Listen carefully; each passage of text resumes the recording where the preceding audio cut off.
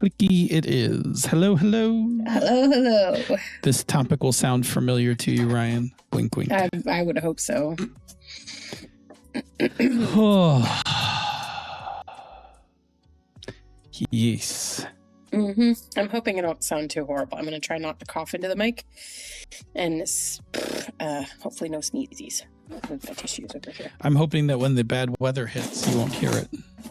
But yeah, I'm hoping when the bad weather hits, it's going to clear out your air. Yeah. Here's hoping. For sure.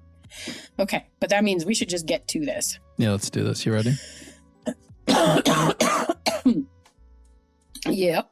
Do you have water? Yep. Okay, good. All right. Let's line up audio. Okay. 1, 2.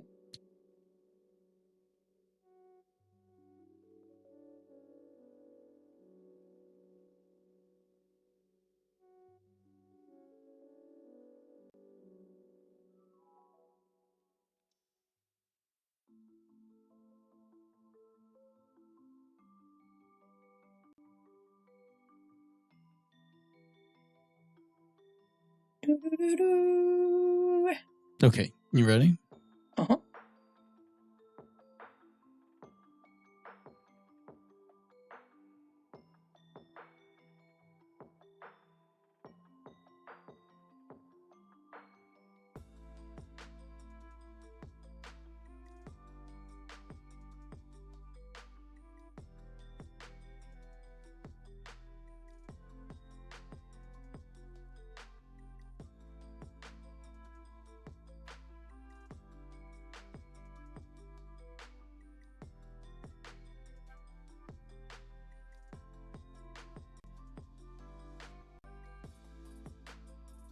Hey, Senda.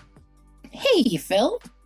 Do you think this show is an RPG show with two friends talking, or is this two friends talking that also happens to have RPGs in it? I actually think it's the former. Yeah, I think we're too. usually pretty focused. Yeah. All right. Well, I was just checking. Okay. Because there's probably a difference. Okay. All Okay. right. I was surprised car talk didn't come up. Yeah, well, we don't talk about cars. Cue music. do, do, do, do.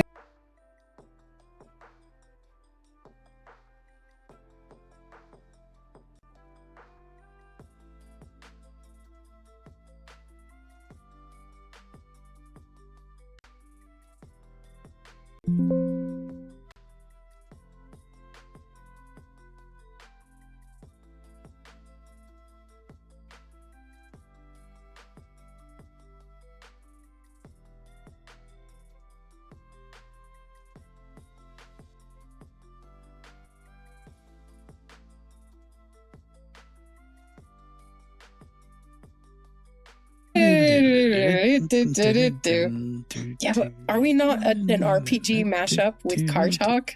Well, I guess we would be if we were talking about cars. No. No, we've copied their format. We're not a mashup of them. Okay. I mean, if we were like, look, it's probably a combination of the skill difficulty and your carburetor. Like, that's a mashup. Yeah, but sometimes we sit here and say, is your campaign making a weird noise? Yeah, but we mean that facetiously. Like, we haven't asked. I mean, people aren't writing into us as if there's weird noises in their campaign. Sorry, Ryan. Yeah, Ryan will fix that in post. Thanks, Ryan. Yeah, that's what you get for picking out the topic, Ryan.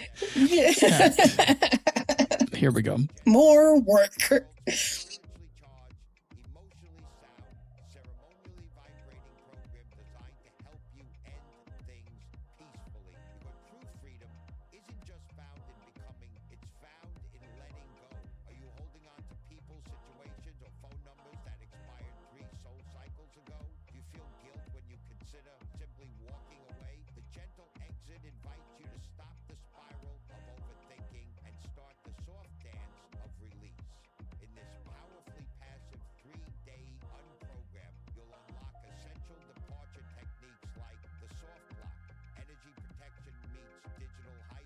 And welcome to another fine episode of Pandas Talking Games. I'm one of your hosts, Phil.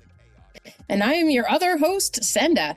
And today's topic came to us from our delightful editor, Ryan. Hey, Ryan, we're going to do your topic. You're welcome. Anyway, Ryan said, show me how you blend different genres together to create a unique experience at the table. Cyberpunk magical girls, superhero space opera, sapphic space necromancers. Yes, please. Boy, you left a dangerous one on there, didn't you? Sapphic space necromancers. Sure. But we're not going to talk about that one. I could set off your other one, which is Sapphic Moby Dick sci-fi. Moby Dick space, yes.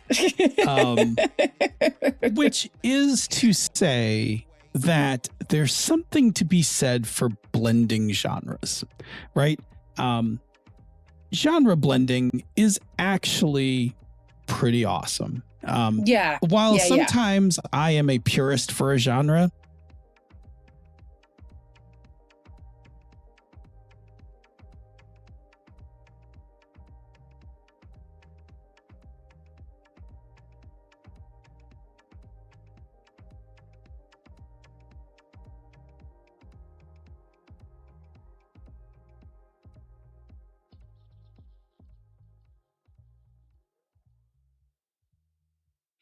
I do really like when genres get mixed together, right? Like, for instance, my favorite book of all time, Neuromancer, which is, one of the founding cyberpunk books, is very much a heist book. Yeah, and it is. A lot of people will say it's a noir story as well. And I think it definitely has some noir trappings as well. But it is a heist at its core. It assembles a crew. There is an objective. There are twists, right? It is a heist story. So I love these, right? Guardians of the Galaxy. Yeah. Is, superhero space opera. Yes. Go ahead. Sapphic Space Necromancers, right? Yeah, that's the Locked Tomb. That's the Locked Tomb series, right? And you might as well just tell people what's the science fiction Sapphic Moby Dick. Oh yeah, and Hell's Heart by Alexis Hall. So fantastic. And there probably is a cyberpunk magical girls. I just don't know it. Honestly, there probably is. My anime knowledge is no longer very broad or up to date. So just for a moment, let's just chat for a moment about what makes mixing genres fun. Yeah. Oh, you know what? Before we can even get to talking about this, we have to talk about the mother of mixed genres, mixing sci-fi and Western.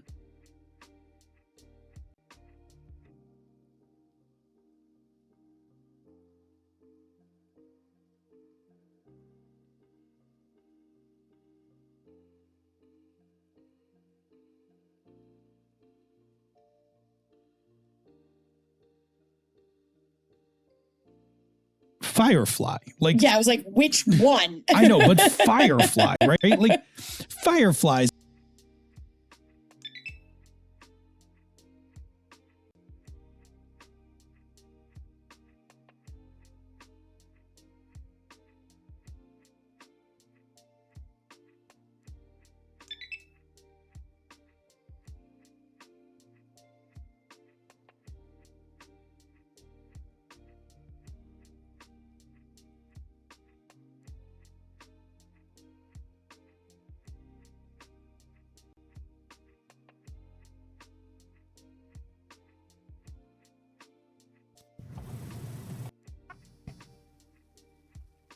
Okay, now can you hear me?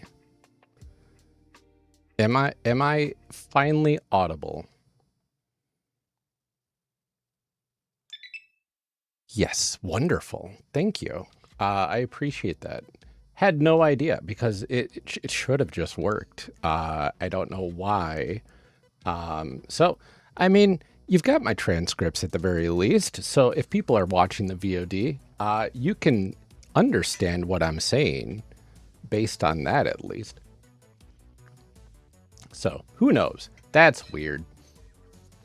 Either way, okay, I'll reiterate. We're talking about genre blending in tabletop role-playing games in this episode. And Phil and Senda, the Pandas, are taking my topic that I submitted and trying to tackle that of show me how you blend genres together in TTRPGs. And this is especially pertinent to me because I created a game, a tabletop role-playing game, specifically about blending genre tropes together to create your own role-playing experience and world and characters and all that. It's really quite fun. So I'm really curious to see what the Pandas have to say about that. It's both a great Western and great sci-fi, like yes. at various times, right? Yes. Yep. Anyway, so talking about it, what's fun about this, right? Like what does mixing genres get you? New, fresh fodder for brain creativity. Mm-hmm. Sure. That's what I think. Yeah, I agree. I think that the mixing part opens up very interesting ideas because you can, especially if you've played a genre a lot, right? You can get like a little genre fatigued. Mm-hmm. Yes. Right. I don't think a lot of people do, but I do. Like I get genre fatigued. I mean, it clearly takes me a long time because I used to read nothing but fantasy and play nothing but fantasy. And now I'm like, I think I'm kind of sick of fantasy, but it took like 25 years.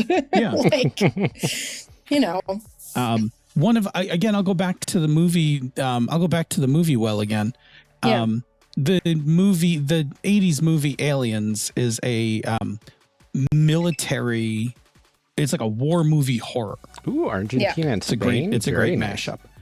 Most of the Marvel movies, I shouldn't say most of the Marvel movies, the Captain America movies, by far have these kind of genre bending. The first Captain America is very much a war movie with superhero war movie. The Winter Soldier is a thriller superhero story, right? Like it appears in a lot of places, right? Yeah. And it can and maybe should appear in your games. Yeah. And it's fun to make it happen. Yeah. It is. So it is fun to make it happen. And so we're going to talk about specifically how do you do this, right? There's no one prescribed way to do this. No. And the mechanics that we're going to talk about, I shouldn't say mechanics, the processy we're going to talk about that we're going to do this in is not a one true way. And we're going to do it in closer to absolutes where there's a lot more middle ground on some of this. But I think it'll make more sense if we do it a little to the extreme, and then you can be like, oh, I see. And then I could back that up. I could back that off a little. Yeah. As usual, this is a buffet. Take what you like. And certainly this is not even the buffet of the only options. This is a seafood buffet, but there's also a Chinese buffet around the corner, and we're not really going to touch on that part. So sure, but they got a great price on per container. Like per right. container Like is fantastic. So do this however you want. Sure. But here's an idea. Yeah. All right. Yeah. So before we get into it, like before we start blending, what are we blending? Right. So we got to talk about some things like genres, trappings, and tropes. Yes. Okay. So genre is easy. Like that's what Ryan was talking about. Cyberpunk, magical girl, superhero, space opera, sapphic is a genre unto itself, right? Necromancy, right? Okay. So those are genres. Genres have usually a definition. There's a lot of reference material that will go with it. Like if if I asked you to name some magical girl media that was in the magical girl genre, I'm sure you could list me off several sources. I can think of a few myself. Same thing. If I had to do cyberpunk, no problem. science fiction. I'm glad that Ryan didn't use science fiction, use space opera. Space opera is a subgenre of science fiction. That's a little easier to drill into. Hard sci-fi, right? Those kinds of things. Okay. So understanding them and understanding the reference media is how you get to understand trappings and tropes. Right? So, so I define trappings as the like things that, the aesthetics of the genre, right? Yeah. So like, what does the genre look like, sound like? Feel like, smell like, etc. Okay, because we're gonna get to tropes. Well, I'll just do it right now. I'll define trope, right? Yeah. Trope is a recognized storytelling convention, motif, or reoccurring device used across various works of art. Yeah. We'll, in a second, talk about trope in a little more detail. But when I talk about trappings, I'm talking about like, if I showed you a picture, right, and it was in the magical girl genre, there's some things you would see and be like, yep, that's a magical girl. Like, probably, yes. Right. Like, yes, probably. There's probably a wand and sparkles and pink beams bows. of light. Right? Beams of light. Probably ribbons. Ribbons are a thing. Yes. Yeah, like if you saw it, you would be like, that's representative of magical girl genre. Yeah. If I do the same thing for cyberpunk, right, then I'm looking for things like high-tech things in low-tech places, right? Like that's a robot arm, but somebody's duct taped it, right? Or welded on like a mismatched piece of metal to the arm, those kinds of things, right? Or it's dirty and street level, but if we look up to the horizon, we see like glittering buildings, right? Like pristine buildings because there's a class differentiation, right? Yeah. So that's one of the core tenets of my game is you've got the main genres that kind of give you those sorts of aesthetic like inputs and kind of what you might want to blend together. But then while you're doing the world building, you get to select from lists of tropes with each genre, and you only get so many choices to make. And then you have to figure out, well, do I want to balance the tropes between the genres I have selected? So if I have cyberpunk mixed with superheroes, right, then maybe I want a couple superhero tropes, but a lot of cyberpunk tropes, or vice versa. Or maybe I want them fully balanced. And then you get to figure out like, hey, is having these superpowers regulated in this world, or is it just kind of a free-for-all? Is vigilantism illegal, or is it fine to use your superpowers to be a superhero of society and that sort of stuff? Or in like the cyberpunk genre, like you've got all of the anti-corporate stuff. So maybe one of the tropes of cyberpunk is corporations rule the world effectively, and society is oppressed by these sorts of corporations. So if you choose that trope in almost a pure superhero sort of role-playing situation, now you've got an interesting cyberpunk dynamic mixed in with your superheroes. It works for fantasy as well, and magical girls, you can just throw a bunch of different tropes together, and it blends wonderfully when you're doing the world building. It's really cool. Those are the trappings, right? The paint by which you brush the genre. Yeah. Tropes, though, are like I defined before, these kind of conventions, motifs, or reoccurring devices. Yeah. I'm going to name probably one of the most popular magical girl ones. And I think it's probably the one that if I say magical girls, you would expect, you would be shocked if this wasn't in there. If you don't say transformation sequence now, I'm going to be shocked. Correct. Is what's going to happen. Correct. Yeah. Transformation sequence is right. Everything else, you might bend a little here or there, but if there's no transformational sequence, are you even magic girling? Yeah. Right? Are you? I mean, Correct. Probably. It's I mean, hard you not could to argue be. maybe you're not, right? Because you've not hit one of the main tropes. it's one of the main tropes. Yes. So, and for those not familiar, and I would think that if you're listening to this show, the chance that you're not familiar with it is pretty rare. But do you want to quickly define the transformation sequence as a trope?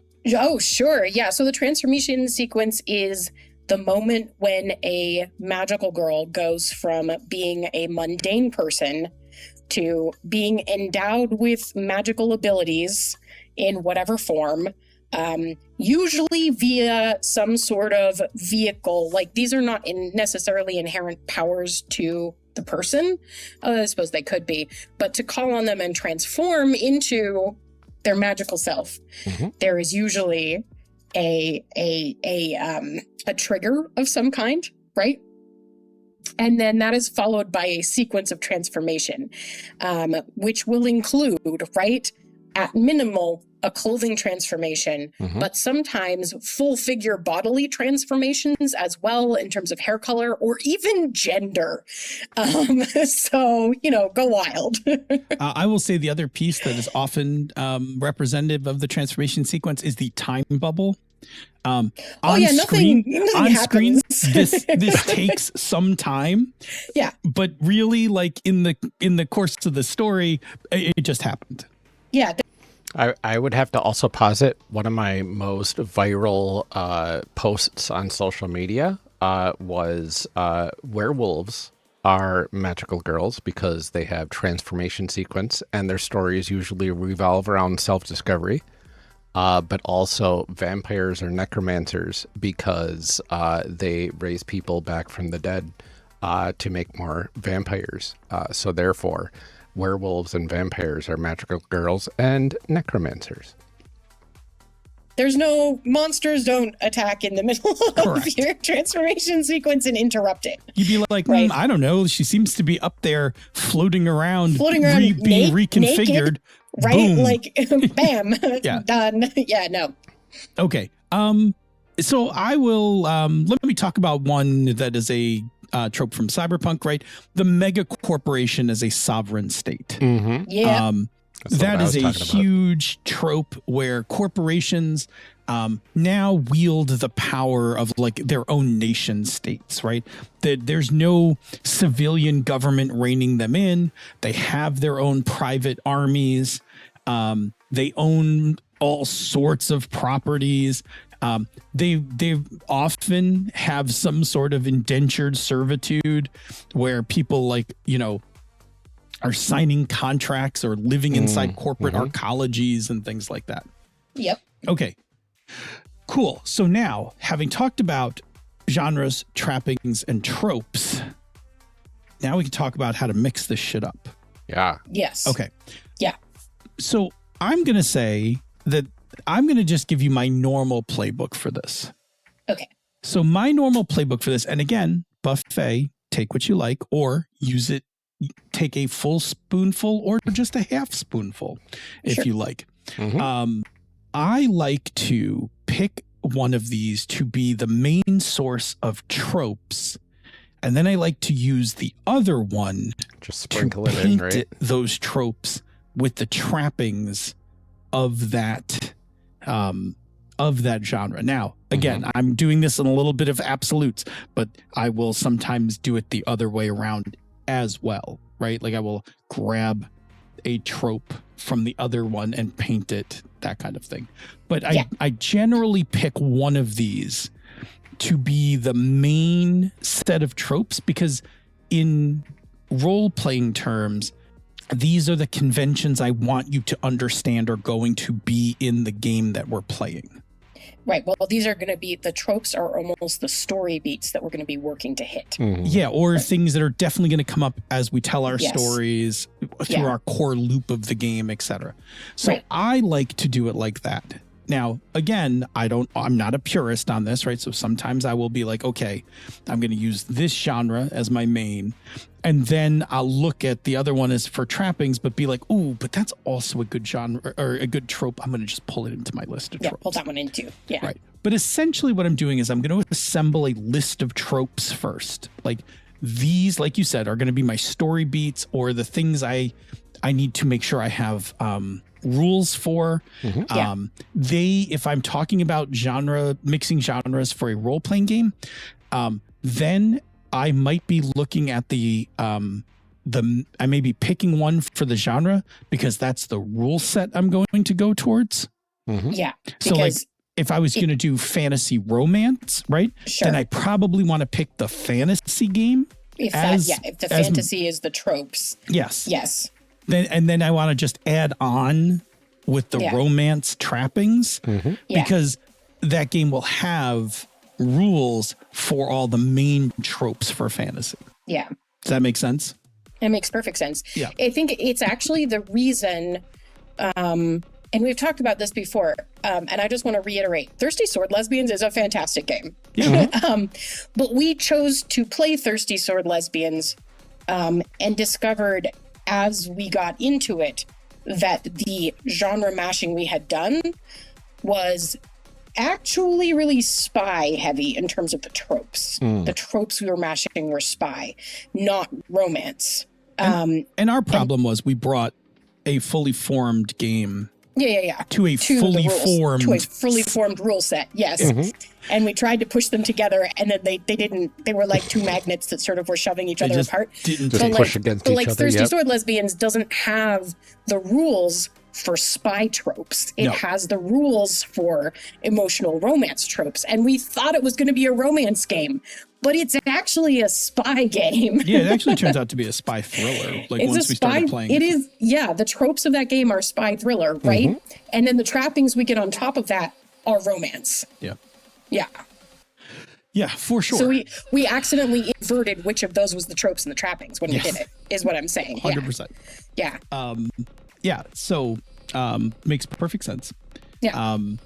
So yes, so that's also one of the reasons, right? If I'm talking about this without considering role-playing games, right? I might be a little more fluid about which tropes, which trappings. But if I am, and we are a TTRPG podcast, if I'm considering this in terms of the game I'm playing, then what I'm really looking at is which genre has rules that have the most tropes covered. I'll go make the other ones, right? Right. But if I'm gonna play, say, what if I played like Necromancer Cyberpunk, right? Then I'm probably gonna want to start with something like Cyberpunk Red. Right. Because then I've got most of my cyberpunk, and then I just have to figure out some necromancy. How to get the necromancy in there. And that's probably not as hard as it sounds. Because at this point, I'm like, oh, well, there are implants that you put into like dead bodies. Right. Like it's not magic. I'm just going to do like there's a zombie matrix that you can inject into a recently dead body that, reconfigures it to be remote controlled like a drone, or can take a certain amount of autonomous ideas from a AI that, whatever. Yeah. That's actually pretty cool. Yeah, I was like, that's actually a pretty cool idea. Like, sounds pretty creepy. It's pretty interesting. All right. Anyway, okay. So that one, just stash that one away. All right. So we're going to go with that model. We're going to go with tropes and trappings, and like pick one to be one and one the other. See, and that's why genre blending is so cool, because like as soon as you throw like two ideas at each other to see how do these blend, even if they're like diametrically opposed genres, right? You get to say, well, how would that work? And then now your brain's coming up with some really cool like ideas of like, oh, well, what if this, what if that, what if that? And then you just go down this big rabbit hole of world building and like figuring out how things work. And you get these really interesting like thought exercises to flesh out the world that you're going to be playing in. It's really interesting. And then I thought we could look at, because I know how much Ryan loves magical girls, and Ryan picked the topic, thought we could look at cyberpunk magical girls and magical girls cyberpunk. Ooh. Right. And then I do think that you need to specify the one that you're saying first is the trappings, right? I guess like let's do trope let's do tropes for let me look. Yeah, isn't that what you wrote down? Trapping, then Getting trope. lost Yes. in the genre. So if you say cyberpunk magical girls, for the purposes of this conversation, I can't promise you this is how it's going to work for us forever. If we say cyberpunk magical girls for the purposes of this conversation, we mean magical girl tropes with cyberpunk trappings. Mm-hmm. Yeah, in which case I have them backwards in the examples. So Oh, do that's you? okay. I'll read them out and then we'll work from it. No, I think you have it right. We'll make it work. I think you got it right. I think you're fine. Okay. Yeah. All Okay, right. go forward. So, Okay. so let's do it. Cyberpunk magical girls. Cyberpunks are trapping. Magical girls are tropes. Yes. Okay. So, let's first look at our tropes, right? Yes. We're going to need a transformation sequence. Uh-huh. Right. Yep. We could definitely do a mascot companion. I have some ideas on that.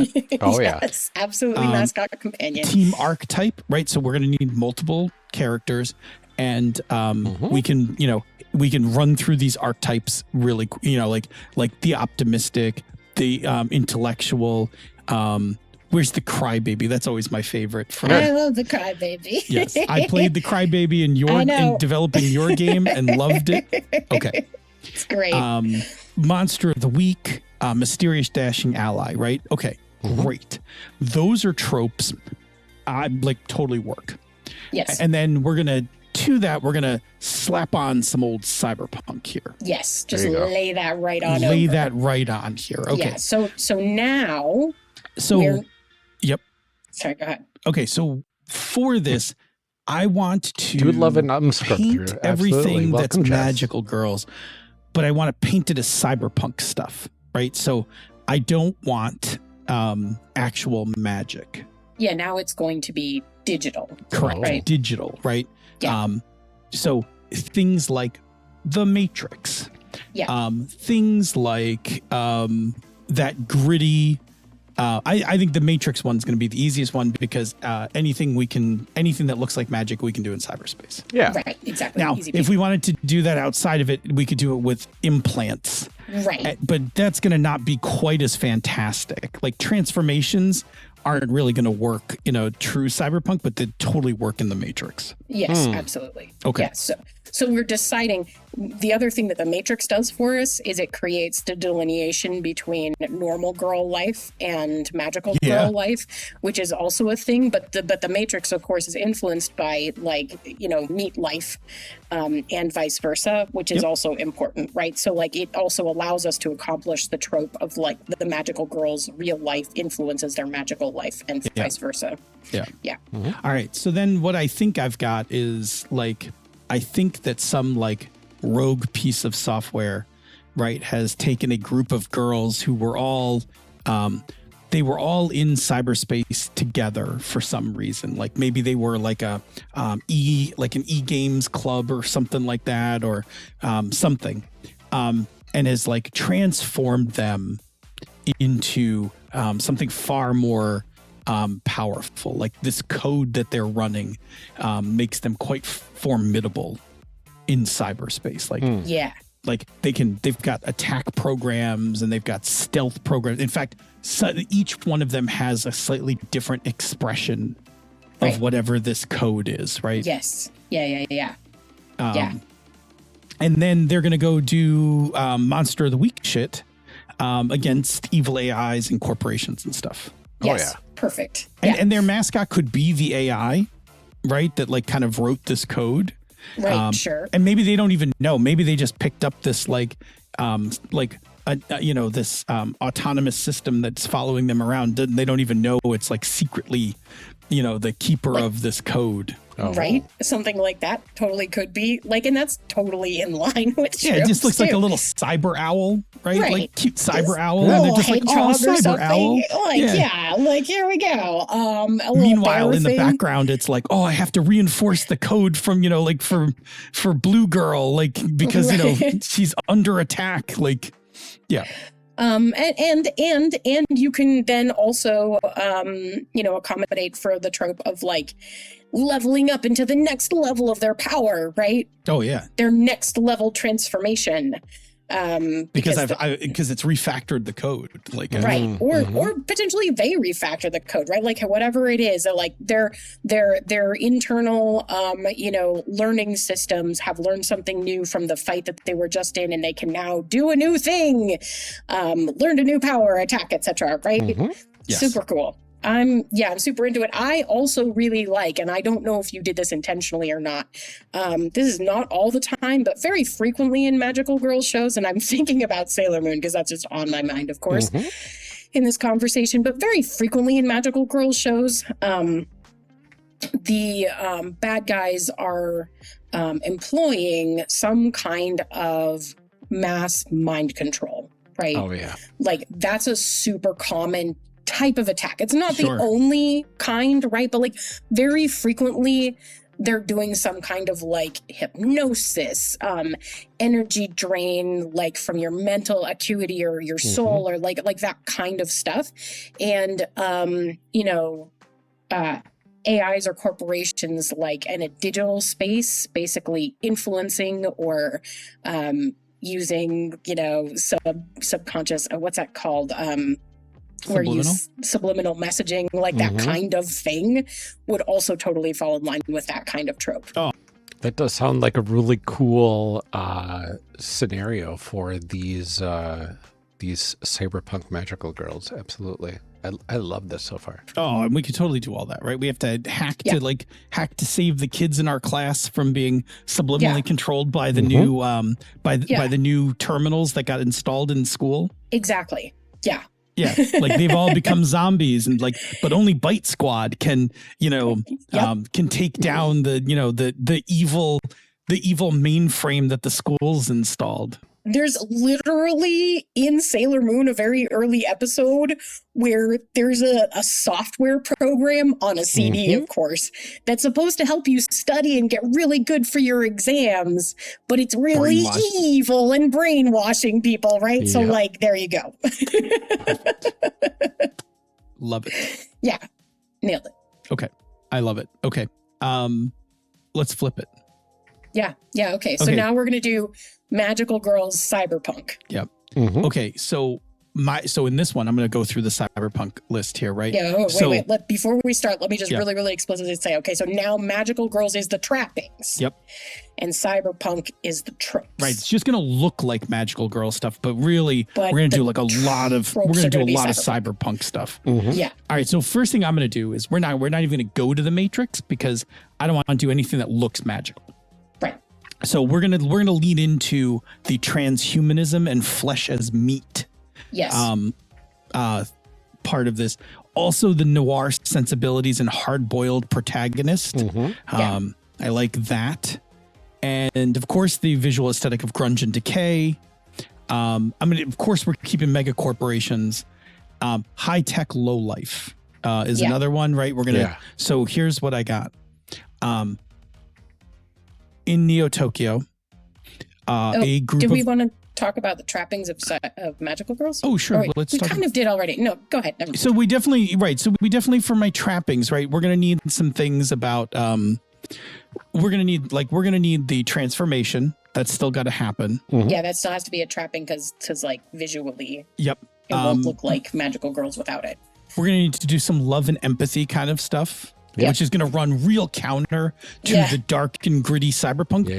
I think that's probably the best part of it. Yeah, I think it's pretty cool. Yeah. And then I think we still have to do team. We got to still do archetypes and things like that, and whether we color code them or whatever. But we got to do. There got to be some archetypes for these characters. Yeah. In terms of who they are in the team. Yeah. Okay. All right, so I'm going for a group of girls were implanted by a corporation with a set of experimental weapon and armor upgrades. Yep. And these things are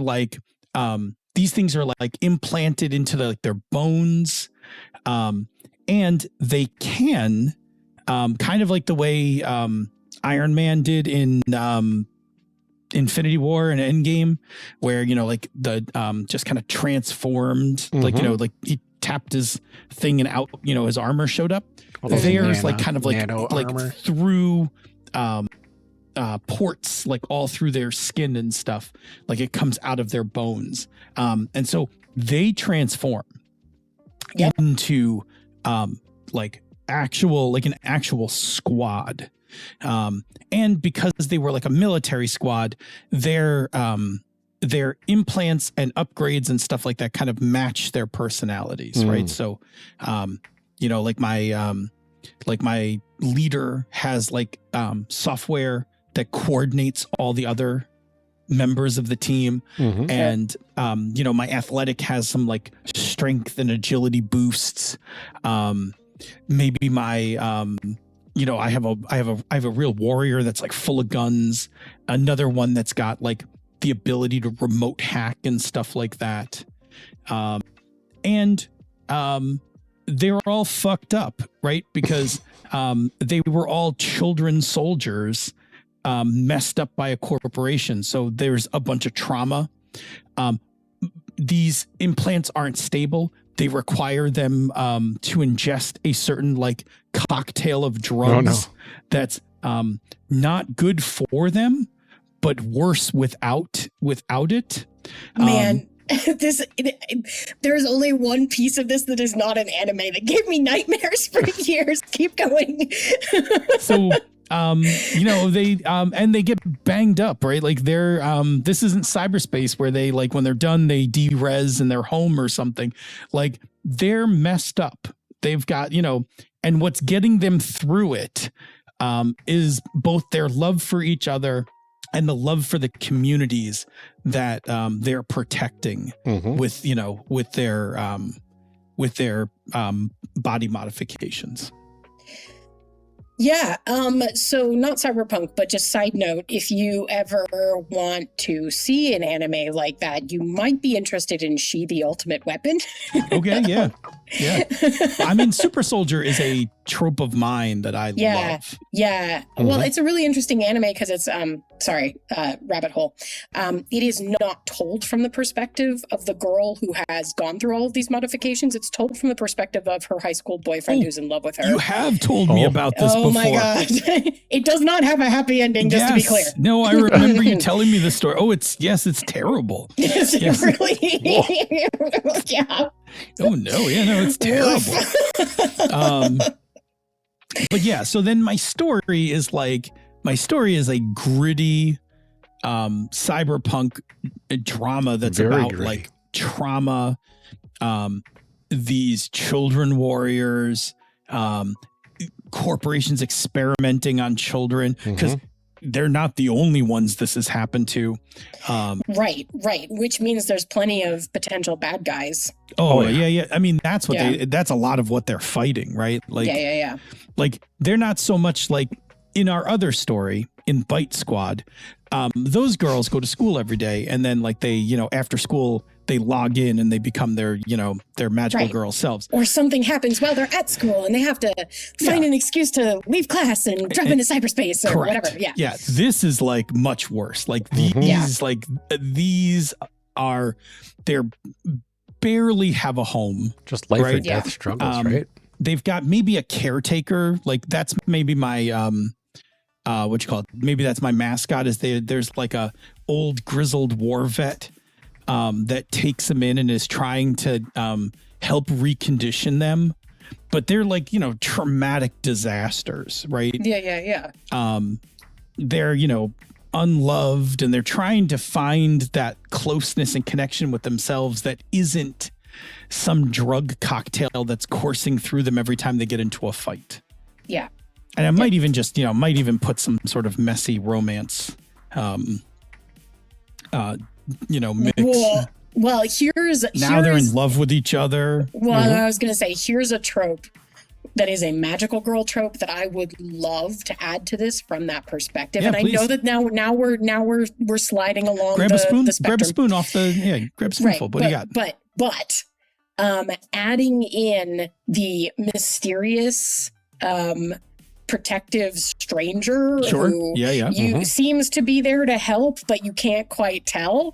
I think that would be a really interesting magical girl element to throw into this. Also yeah. because it gives you the opportunity to include a little bit of the optimism that usually comes with a magical girl's sort of part of the trappings of magical girls is like, even when everything is at its worst, we're going to succeed, right? Like, I think that mysterious dashing ally is a girl from the alpha version.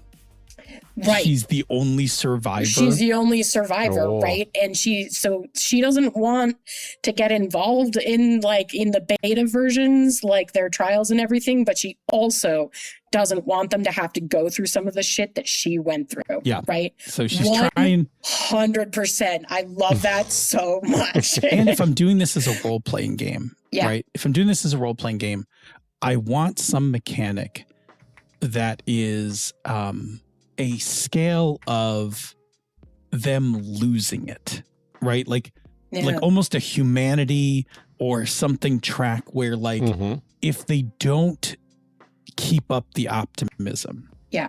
the combat programming will just take consume them. Yeah. And our mysterious ally was in an alpha squad like that lost it. Yeah. And like all of her sisters Yeah. went like completely combat rogue and had to be put down. Yeah. And like the only reason she survived was like she like was blown off the top of the building when they blew the building up or something. And she eventually like gets it under control, and now she sees these betas and they need to fight the fight because she's messed up. She can't she can't do this by herself, but she also knows that like she can't push them too dark, too hard, because if she does, she'll lose them. Yeah. Yep. Ooh, Yeah. man. I like that. See, I like adding that element a lot. See, I love this stuff, right? I could do this as a storytelling game. Like, oh yeah. just toss me some genres and ask me to like have at it. I'm 100% there. I mean, Chimera is basically that for the world building portion. There's a reason I spent 5 hours doing world building at Gen Con back in 2019 with a group of folks, just building an absolutely amazing world together. We didn't even get to play these characters or this world, but we had a blast doing the world building and genre blending. So I want to talk about another game that actually also uses this idea of genre mashing. Yeah. So Cortex Prime, which I don't think gets enough love ever. I know. Cortex Prime actually tells you, like when they tell you to like make up your own games for it, in their chapter under Prime settings, they have a section called Pick 3 and Add Cortex. Yeah. So they're like, pick 3 genres, mash them together, and then put in your Cortex stuff. Yeah. And so what did you end up with? So Children of the Shroud, I think, is Yes. a good example of this, right? Yep. And didn't you just roll for random genres? I think we Or did. you pick them? We went. I'm going to look at the list and see if I can find them. Or did we have other? We might have had other ones, but Yeah, I I know you believe did ours was high school. High school. Yep. Swashbuckling Magic and swashbuckling. Magic. Magic and swashbuckling. Yeah, that was the wild. 3 genres. Yeah. That's why all of Magic happened with weapons. Yes. So you could be swashbuckling. So you can be about it. swashbuckling, and that's why Yeah, there was yeah, a dueling thing. Yes. Yeah. Yeah, because that was That's also very- part of the very swashbuckling. swashbuckling, Yes. And then the high school part was obvious. Yeah, there And were in high fact, the school high school part was more the trappings than anything else, right? It was, yeah. Because all the things we did were very high school things. There was a prom, right? Like there was tests and there was an after school class and things like that. And then of course the magic, there was a, persistent magic throughout the genre kind of thing. Yeah. Yeah. So Cortex is pick 3. Now when you get to pick 3, right? This is where the genre trappings tropes thing kind of gets wonky because Right. Now it's not a slider back yeah, and so forth. really the way is like go make a list of all the tropes that you want Yeah. and then figure out how you're going to color them. Yes. Or like which one, so like, okay, by making a list of the tropes that you want, what you're doing is saying, these are the things I need the rules to allow for, enforce, or give me tools to do, right? Yes.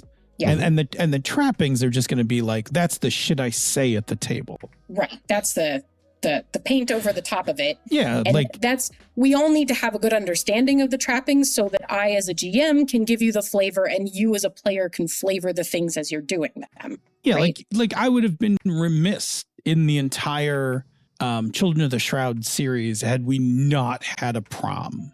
Yeah, because it was high school. Yeah. Like that's a like a prom or some sort of dance, right? That's a big, like that's a trope that we add in there.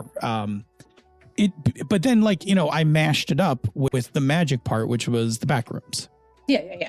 Right. I mean, they had to go do their giant like end of campaign fight in the middle of prom. Yes. Well, and that's which is how it should be. Right. Well, sneaking off during prom is a trope. Yes. That's a very high school trope, right? Yes. So, but this time we're going to mash it into the magic part, which is where are they sneaking off to? Oh, well, they're sneaking off to go see the prosperity. Yeah. Yeah. The prosperity cult, right? Mm-hmm. Like so, yes. So yeah, and again, Children of the Shroud's there's like a great case of where this kind of blends together, right? Like there's definitely a list of tropes. The trappings are very much high school, right? There's like when you hear the descriptions of things, when the normal stuff happens to the characters, it's very high school, right? So Smarty Pants, which is like probably the pivotal story when the campaign goes from kind of light to being, I think, a little more intense. Yeah. Smarty Pants starts with a college bowl. Yeah. Like it's just a college bowl, but then one of the, stylists discovers that somebody's taking, magical Altoids to make themselves smarter. Yes.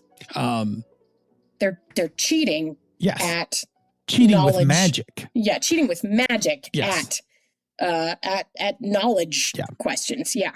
Yeah, and then that like leads into the whole story. Mm-hmm. Yeah.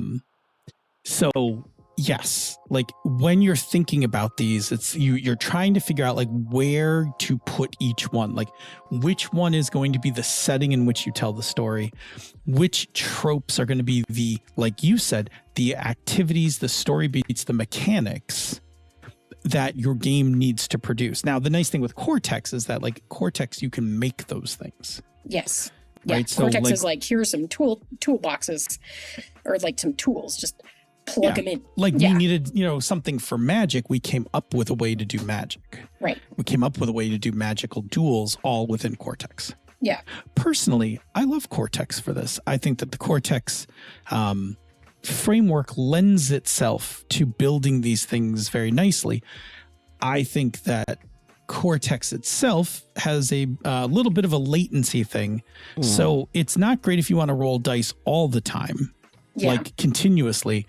It is a kind of thing that kind of buckles down a bit because it does have a dice pool assembly roll, and then it has a after roll process. So it's a little laggy in that respect. Yeah. But I think as a framework, it's super flexible to kind of abstract these things in. Anyway, that's my plug for it. There are other there are other ones of these that you could certainly do stuff in. Yeah. Yeah. So anyway, I personally love mixing genres.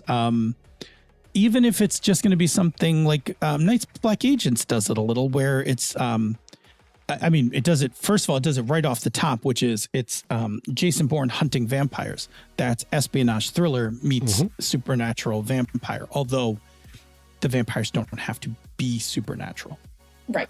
Because you pick how you mine were sciencey. Yeah, sciencey vampires. That's the second time I ran it. First time I ran it, they were religious vampires. Like they were all based around Judas's bag of silver. Ooh. Like that was, yeah, like, but that's the kind of cool part is like, then you're telling a very different story, right? Like, yeah, every time we pick up that game. yeah, I mean, in my second Night's Black Agents game, those guys killed, wiped out the vampires with a biological weapon, a CRISPR attack vector that shredded the key vampire genes. And it wasn't that they developed that themselves. The vampires were developing a way to insert those genes into humans to make more like vampire drones. Yeah. And when the players got a hold of the science, their science guy was like, wait a second. We could reverse engineer this and make it do whatever we want. Correct. And then they just basically went on a tear and just wiped out vampires in mass. Yeah. Which was pretty cool for a campaign. Like, sure was sciencey. Yeah. Yep. So yeah, I think that's. I think we're getting towards the end of the topic here. I personally just love this, and boy, if I will say this from a book perspective, the fastest way to get me into, like, to pitch me a book, is to tell me the mashup of genres, and I'm probably there. That's how I bought Hell's Heart. I know, like Sapphic Moby Dick in space. I was like, shit, yeah. You were like, then you tried to keep selling me. You're like, well, there's more to it. It's fascinating, I was like, yeah, you don't have to. I'm already there. Like, I know. Yeah. But if that didn't get you there, then I'll say the rest of it, which is hunting alien leviathans through the gaseous body of Jupiter. No, you already said Moby Dick. Cool. Yeah, you already said Moby Dick in space. I was with you. Yeah, no, I know, but inside of Jupiter is just even cooler. Fantastic. Right? Yeah. Chef's kiss. Chef's kiss for a mashup. Yeah. Beautiful. So I highly recommend it. I highly recommend that you do this if you are, especially if you play the same game a lot. Like if you are like say somebody you play D&D all the time. It's just you love it. That's all you want to play. I'm okay with that. It's not for me, but it's okay. Do a campaign with some mashup. Yeah. Do a heist. Do a criminal enterprise one, do romance, do do something. You could do fantasy cyberpunk. You totally could. Yeah. You could do fantasy cyberpunk by just taking the cyberpunk tropes and changing it all to magic. Yeah. Oh my God. I want to so badly get caught up on my freelancing so I can start and finish my cyberpunk genre module for Chimera, because mixing cyberpunk with fantasy, cyberpunk with magical girls, cyberpunk with superheroes, or all four, if you really want to, would be just phenomenal. And there's some really great archetypes, I think, in the cyberpunk genre that would add like 6 to 10 new character classes that you can choose from. Now, including all four of those would give you up to 40 archetypes to blend together, and that's a bit ridiculous. But if you kind of know what you're going for, it can do some really cool stuff, I think. Right? So like everything that's a implant, drug, cyberspace, or whatever, that's all magic shit. Yeah, it's just magic. But then just do the same things, right? That these, there are these city states that are acting outside of the kingdom. So, guilds or whatever, mega guilds. Mega guilds. And you can get magical implants, but they're tattoos. Yeah. Right? Like, so now you can get implant tattoos, or other magic items implanted in you that give you intrinsic bonuses and shit you can do in the game. And maybe there is something like an astral plane or a magical plane or something that you can access to find divine or to find magical information. Like you can go raid the Mega Guild and steal spells from them. Right. That they store on the astral plane or whatever. Shit, I would play that D&D game. Play that one too. Man, I would totally play that game. Anyway, all right. And a sign when we start to develop another game is the time for us to get out of here. Run away. Anyway, hope this was helpful to you. Hope this gives you some ideas. And by the way, feel free to steal any one of these ones that we talked about on the show. All we ask is if you ever do anything with it, just footnote us. Just a little tiny. And if you footnote. ever publish it, you got to send us a copy. Yeah, or at least tell us about it. And we'll also, we suck at promotion, but if it was one of our things you made, we'd probably find a way to promote it too. We'll definitely find a way to promote it. Anyway, all right. Thank you all for listening. Tell me about another show on the Polygamers Network, and let's shuffle on out of here. Yeah, you can listen to Scritches from Misdirected Mark Plays. Scritches is a crime comedy and drama actual play about three unlikely investigators looking into their friend's murder. It's like Chinatown and Utopia, not Utopia, Zootopia, got together and had a podcast, which you can listen to anywhere. Wait. I know, it's genre mashing right there. Did you pick the genre mashing blurb? I did. Brilliant. I did. Yeah, I felt absolutely smart. Brilliant. Say, Senda, where do people find us on the internet? Well, you can find us at polygamers/panda, and that is polygamero.us/panda. This is the part every month where I realize I haven't updated the email address on that website yet, and I apologize. I'm going to, I promise. But in the meantime, if you follow any of the links to communicate with us on Blue Sky, that is probably the most reliable way to get anything to us. And I promise that I will fix it. Sure. I mean, we'll get there. I know. Mm-hmm. You were sick all last week. There's a lot of life happening right now, folks. Yeah, There's a lot of life happening. You're sick. Don't be so hard on yourself. Okay. Anyway, I think you say the next part. No. What do they do with that information? That part. Yeah. So once you have that information, like Ryan did, like a number of you did when we put out the call for topics, send us some topics. Give us some ideas of something we can talk to you about. And we will apply our knowledge, our experience, and all of that to give you some tips, some tricks, some ideas for how to do those things to make it better and more fun for you, to help enhance your games. Because if that's happening and you're having a lot of fun, then everything's just better. You're playing more games. You're getting more out of your games. It's feeling better. You're feeling better. It's just good. Yes. And if anybody does have topics for the Pandas, feel free to throw them my way. Anything TTRPG related. If you give me a topic that you want them to cover, I will pass it along to them. And they'll get to it when they feel inspired to get to it. It could be next week. It could be a year from now. It's really hard to say. But I would most certainly pass that on if anybody does have topics they want to throw out there. Yeah, and probably if you want to hear more about genre matching, I would guess that so Ryan usually edits our shows on Sundays live, so you can get a preview if you want. And it's too late to tell you this after the fact, but I'm sure you can go get the Twitch stream after the fact. Ooh. Ryan, of course, is working on a game that is specifically about genre matching, which I imagine is why they asked the question. So I'm going to be fascinated. Hopefully I can hang out on Sunday and find out what they think of what we said. You'll have to let me know. I'll be running a game. Yeah, I know. Senda was not able to join us. Anyway, if you like what we do here or elsewhere on the Polygamers Network, please consider joining our Patreon. Go to patreon.com/MMP. You can join our Slack room, where you will be part of the great Slack community. You can talk to other people that are already on Slack, talk about game stuff, talk about movies, technology, whatever you like.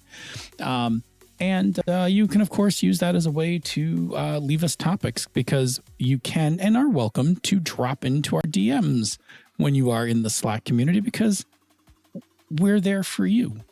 Mm-hmm. So feel free. Leave us topics, or, you can even just ask us a quick question. Like, I'm just there. Like, I'm there. But It's true. At me in a channel, like Right. whatever. And then I try not to answer questions. I just go, hey, yeah, I added it to the list. Oh yeah, I'll just warn you. If I think it's really good for a topic, I may not answer it in public because I'll be like, we're gonna do that this week. About that. Yeah. Let me just tell you that topics get picked on a Wednesday. Sure. So if I see it before Wednesday and it really catches my attention, it may show up that week on recording. Mm-hmm. There's no rhyme or reason to how we pick topics, but I will tell you that sometimes it's based on vibes.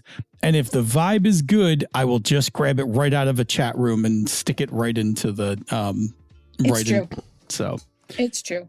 There have been topics that have taken a year to get on the show, and there have been topics that have shown up within days. Yeah. And some where there was a time component, and then we addressed them like 6 months later and went, oh man, hope that game you were planning when you asked this question is going well. Good luck for the next one. Here's some advice.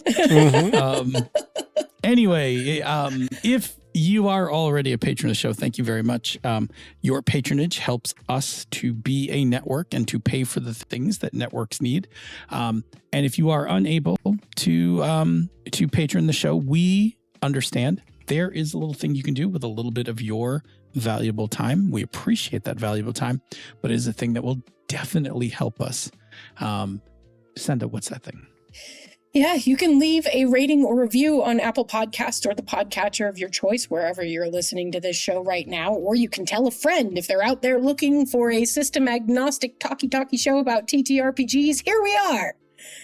And we always love hearing from new people, not only because we like having new listeners, of course, that's just the selfish part, but also because new people listening means a new source of questions. And the more people we have thinking about questions, the more interesting and varied questions we get and stuff that other people wouldn't have thought of asking. So also that's me saying, please don't feel worried or scared or anything about dropping us a question, even if you haven't listened to the whole backlog and you don't know if we've done it before or anything, right? Yeah, don't worry, because we have a rule. If we haven't done it recently, we'll do it again. If it's been a year or more, all of it is fair game again.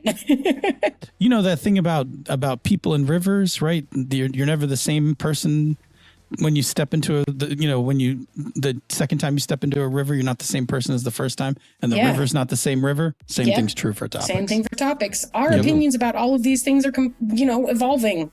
Yes. We've been doing this show for 10 years. So we've done every topic. Trust us. I mean, maybe not every topic, but we've done a lot of topics. Finding the ones that we haven't ever talked about before yet is challenging. So please don't worry about that part. Yeah. But also bring in new folks with fresh blood and good ideas. Excellent. Anyway, great. Say, Senda, which of the mashups do you want to play next that we talked about today? Yeah, I want to play the Cyberpunk Magical Girls one, actually, the most. Okay. But I would also play that Necromancer, Cyberpunk one. Maybe not as a campaign, because I don't know if I can do horror as a campaign, but I would totally do that as a one-shot. Show me what you got. Very long outro here, but that's okay. Okay, show me what you got. Show me what you got. Show me what you got. Show me what you got. Oh.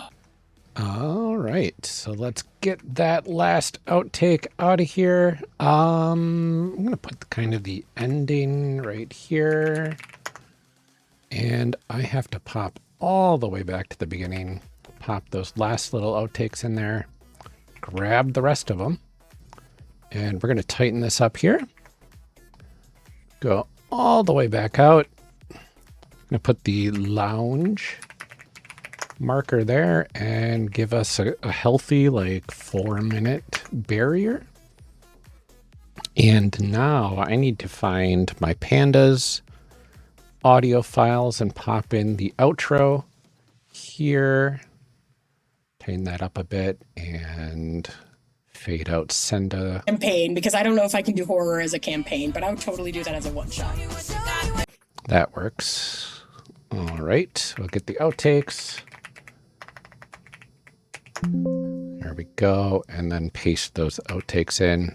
And it looks like I did not overwrite anything. Perfect.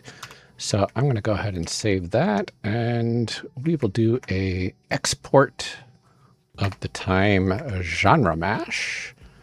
And I should probably put it in the proper folder. So love this topic. Love the Pandas for covering it right away. Had a lot of fun listening to it. And yeah, it almost, if I had time, it would inspire me to do my own podcast specifically about just world building with different genre blends together with groups, different groups and stuff like that, or even the same group, and just see what sort of wild stuff we can come up with for a few hours and then call that like a month's worth of episodes. I think that would be a really interesting exercise to listen to. And it would be probably just as infuriating as character creation cast, where we create cool characters and never get to play them. We would be creating cool worlds and never get to play on them. But it would be a fun source of inspiration, I think. But who knows? Only time will tell. Maybe someday I'll eventually get around to something like that. As I am able to get out of the freelance business, but like I enjoy a lot of this myself, so why not stick around with it? It does take away a lot of my time though. I just need better brain in order to get myself over that that task paralysis that hits from time to time with my ADHD. Which then makes it so I get nothing accomplished when I have plenty of time to do things. For now, I have a stream on Sundays specifically so I can avoid that. Because here I get to have a time set aside for sure to A, showcase the editing process, and B, also get some stuff done at the same time. And I like doing it with Pandas because I'm able to kind of interject my own thoughts in there as kind of a spiritual third wheel, which is a lot of fun. Now what I'm doing right now is I am just getting the visual blips and whatnot out of their bonus content here. This is the stuff that goes on to their Patreon as their the little bits of extra talk at the end. So I don't need to totally listen to that right now. But getting that taken care of means I can just get those blips out of there and then do an export. Bamboo Lounge. Good to go there.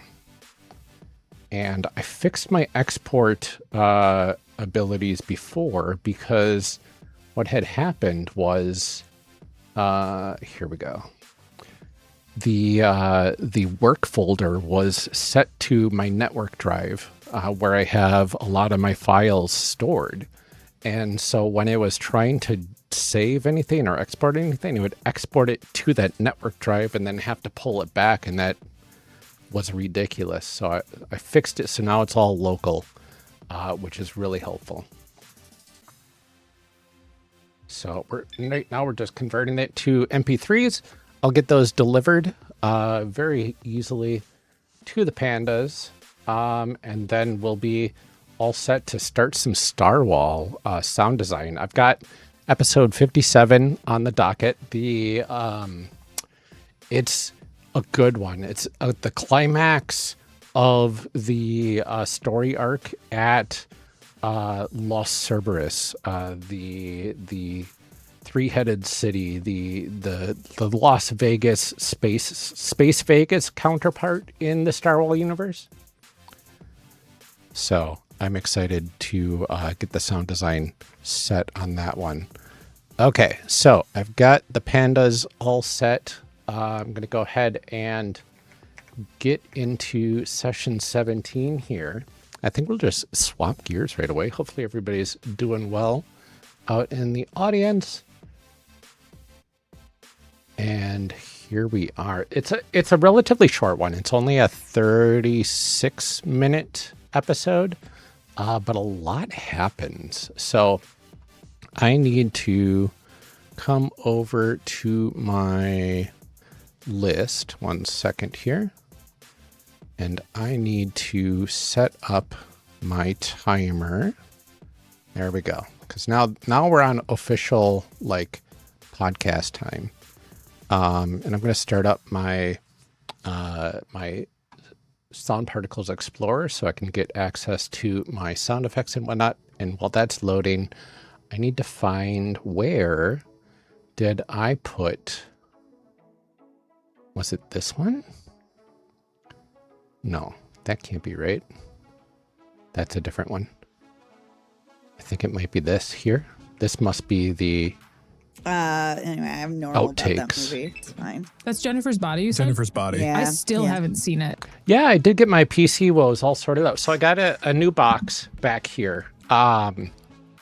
This one is a bit more powerful, and it has better cooling capabilities. And I'm able to stream most things without any issues with this machine. I really still want to take my old box and have that be the actual stream encoding so I can encode at the highest level possible and grab all of the audio and stuff from this new machine so I can have that be the highest quality possible. But apparently it's not the easiest thing to have your microphone, webcam, and screen and audio all getting kind of taken from the other machine, but still have it accessible on your main machine at the same time. So it gets kind of wonky in terms of the setup, and I just have not had time to figure that part out yet. Like, you know what, this is good enough for streaming. I might as well stick with this for now, and then eventually I'll figure that out. Yeah, if I figure it out, I will definitely go over it in one of these Sunday streams of how I did it, because like it's not as easy as, hey, other computer, capture everything from this computer and stream it to the world. It's very much not. But I also have the additional bump of my social bridge. So this thing takes all of my stuff. It does live transcripts for me. It does like all of my chat aggregation between both Twitch and TikTok. It gives me stats, live stats as we're going. It gives me the status of like, hey, are we actually connected to chat or not? So if I have that on my other machine, it also gives my overlays to everything. So if I have it on this machine, it's perfectly fine. If I have it on my other machine to give the overlays easy access, it's wild. I'm really happy with how it's turning out. The social bridge is phenomenal. I just got threads posting capabilities in there. So I'm still working on getting some of the embeds working out, and when I go live, it's now posting to threads as well. But it also posts to Discord and Blue Sky simultaneously when I go live. So I don't have to worry about doing any of that, which is fantastic. But I can set up like a dashboard here. It's not totally accessible to customize yet, but I can get kind of top level with it. I'm really, really thrilled with how it's turning out for me at the very least. I want it to be like more accessible and easy to install so other folks can take advantage of it too. But right now it requires a lot of back-end setup just to get working, which is unfortunate. So I don't know. I'll figure it out eventually. I might have to migrate it from like Python to something else, maybe like Node.js or something for the front end so it can hook into the back end. And then I can run the back end as like a server, and then everything just kind of hooks into it. But, you know, I'll figure it out eventually. I've only seen GIFs from it. Do you want to watch it together? Do you? Okay. I know that we've never hung out, but do you want to watch? Yeah, because you know who's not going to watch that movie? This guy right here. I'll watch Jennifer's Body any fucking day of the week. Amazing. So this is going to be the intro. Stainer. Let's get these kind of moved over, and I really need to move my echo track down below. Otherwise, I'm going to get very confused. And I don't have an echo yet on the echo track, but I'm going to put it right between the actual tracks and the ambiance tracks. I think that'll be fine.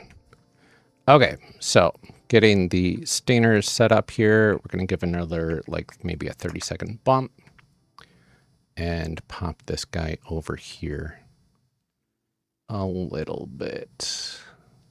That looks good. Of the week. There we go. And then we'll just tighten this up. I think that should be good. And back here. Perfect. Never fucking mind. And it's just like an instant change of plan to like the nth degree, in that like I was just like doot.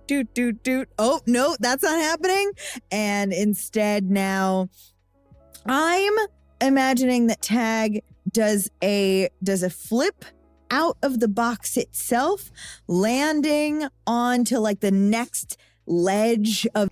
Okay, so we're in the middle of a very exciting portion here where Tag's patron, middle management, kind of revealed their true self, and there's just massive amounts of like Cthulhian middle management horror going on at the same time in this area. And so Tag is like, okay, I got to get out of here, right? So that's kind of where we left off from the last episode.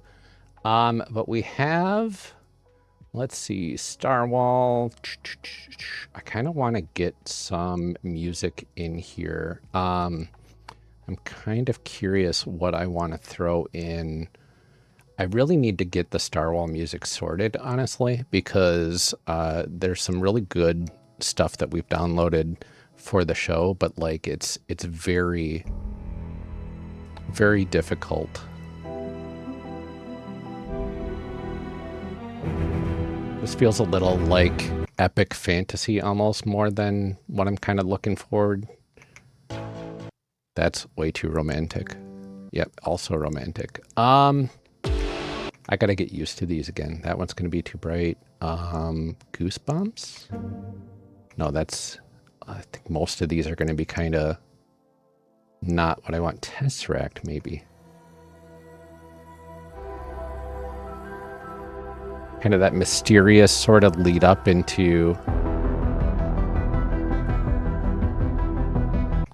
I think that could be interesting potentially here. Let me see if I have any stems for Tesseract, because that would be nice to have in there. All right, who does that one? Cody Martin. Okay. Tesseract. I do have stems for Tesseract. Okay.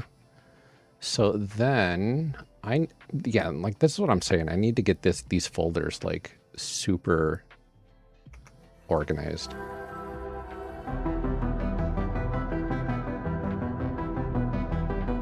Because we could go just straight up synth on that. It's kind of like a little bit of a heartbeat going on in here. That's kind of nice. And then the bass line.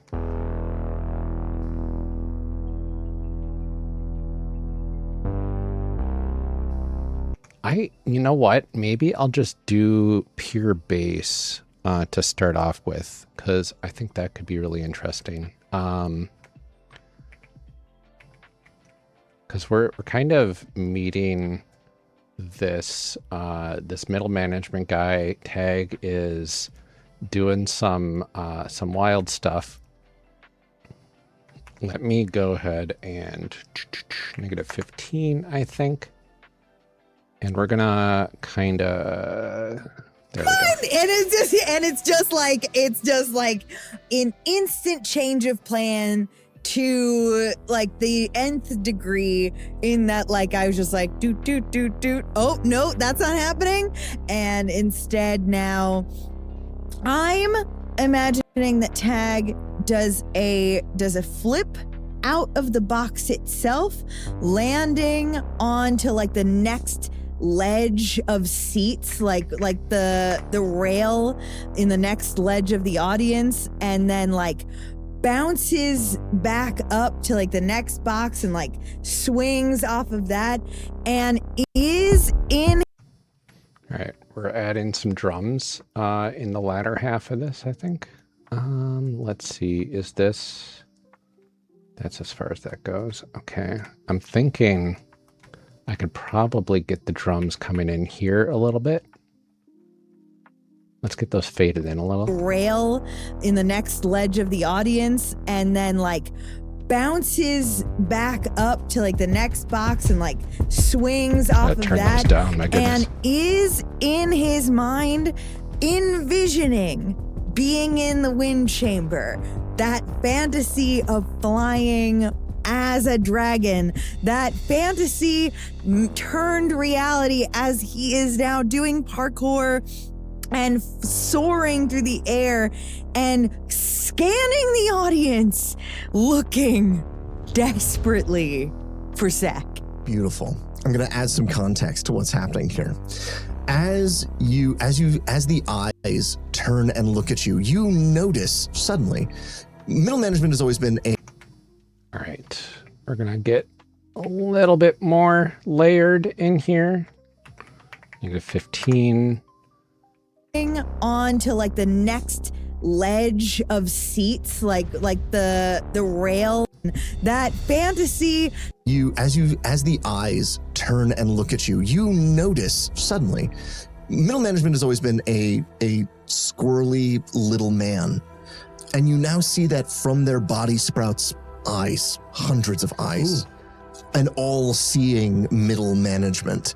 Their limbs elongate for this long reach. Their hands become skeletal and claw-ish as their human visage begins to melt away into a very devilish, demonic thing that burns with that inner fire of bureaucracy and red tape. And literally, as you begin to jump away, bits of red tape begin to try to stop you in different places. Oh yeah, like the red tape is like unfurling around the room. Yeah. Mm-hmm. I like Okay, so I do like this backtrack here. What we need now is we need some ambiance, potentially. I'm going to do that a little bit later, I think. But also we need some actual body horror stuff. So content warning for body horror sounds coming up shortly. We need some cracking sounds, things like that. We're going to do bones. I think that might be a good one to look at if I can get my program to actually search for bones for me. That would be fantastic. Bones. There we go. Crunching bones, perhaps. I think we can do something with that. Bones breaking. No, we'll just do crunching. Breaking wet? That's a little... Yeah, we'll do the slow bone crunch in there. I think that should be fine. Body horror. A little bit louder on that. For this long reach, their hands become skeletal. I think that's a nice subtle effect there. And now what about whirling red tape? Let's see if whirl gives me anything. It does not. Banner, maybe? No. Cloth, perhaps. We're looking for like a...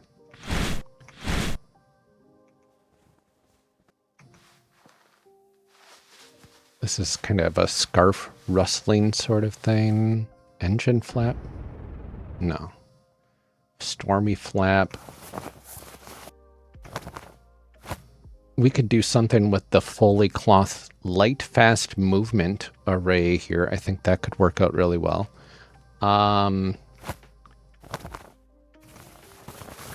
Just a whole bunch of these. 1 through 6, maybe. We'll pull in 1 through 6. That should be fine. 3 at a time. Why not? We don't need to get greedy. Put those into FXs, and then 4 through 6. Pull those in as well. And let's get these kind of meandered on through here, just to kind of give some variety to the cloth effects, right? And honestly, I think I want to move, where is my little left and right a little bit on a couple of these effects, so we get some like stereo effects. If you're listening mono, though, that's still gonna kind of come through on the speakers, but if you are listening stereo, you get a little extra. Red tape is like unfurling around the room. Yeah. I like, instead of the flesh melting away, I like it.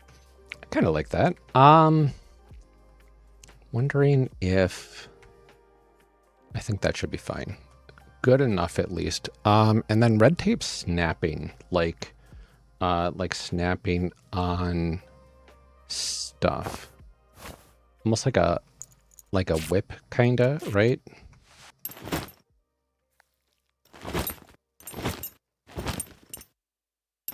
If it wasn't for the metal clinks, I think that might be good. These are flaps. Dropping a blanket, fluffing a pillow.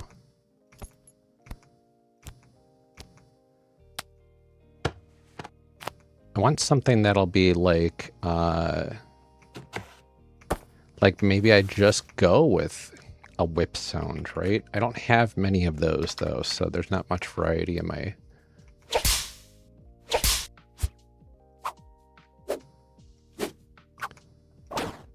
Maybe we could do kind of a whipping sound and then a custom sort of cloth sound.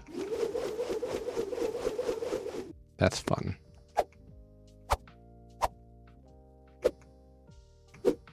Got a lot of good whooshes there. I think if I combine stuff here, let's get a couple of these in here.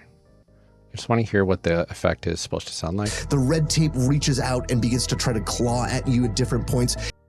Okay. Yeah, so it's trying to claw. I think it's just going to be a couple like whoosh whipping sound effects that we can throw in here. That should be okay. Begins to try to claw at you at different points. It catches on when your claws, you cut it as you fall.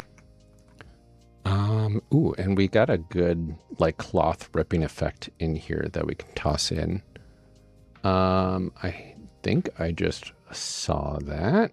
I think it was under cloth rip, perhaps. Yeah, we'll go with short 7 for the rip. Toss that in there. Fall. But you double. You cut it as you... Yeah, right there. As you cut it as you fall. But you double Kong over it. Yeah, yeah, absolutely. You wall run across one. You do the little flippy thing. Do a gainer, yeah, off of the front. Oh, God. Yeah. Don't forget James did parkour. Taught parkour. Yeah. I'm sorry. Forget? Why am I not given a company-wide memo about like why? Right? Yeah. Why was this not part of my onboarding? Like, I need to be told every fucking factoid like this in an official memo now. We need a supercut of Dylan just losing it every time we drop lore. Yeah, I do. Not in the game, in real life. In real life. Thank you. And it's this beautiful little action sequence, and everyone is so concerned with like what is happening on the stage that they don't seem to notice you.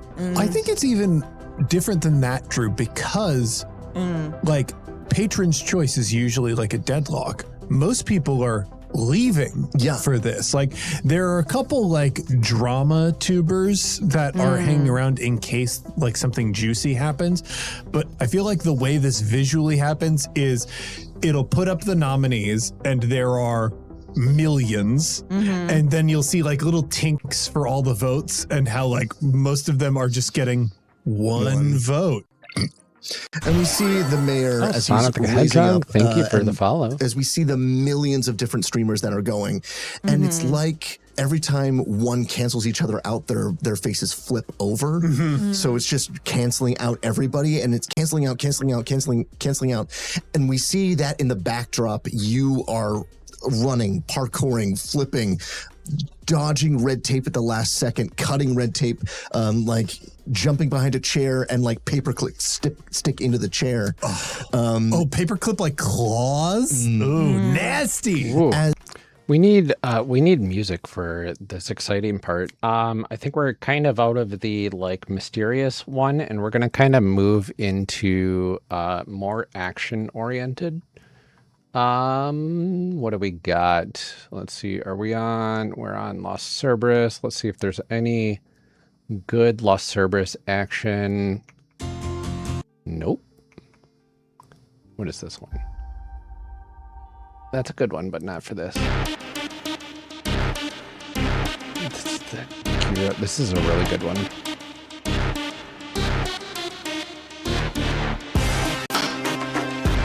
I need to save that one for later, though, I think. I think that's going to fit a better spot in a little bit. Let's see, what's this one here?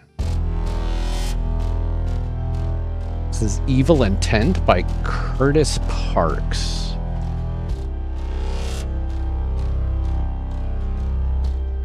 Let's see if it picks up a little bit later.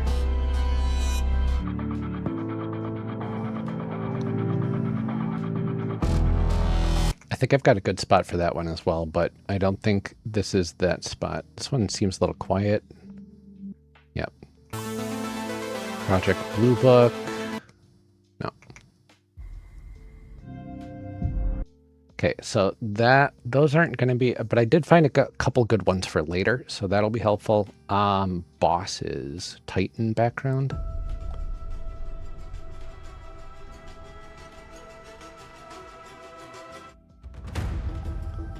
This feels like a good one. I'm going to pop in Cody Martin's Titan as kind of like we kind of led out of the creepy, and now we are coming into the epic boss battle, right?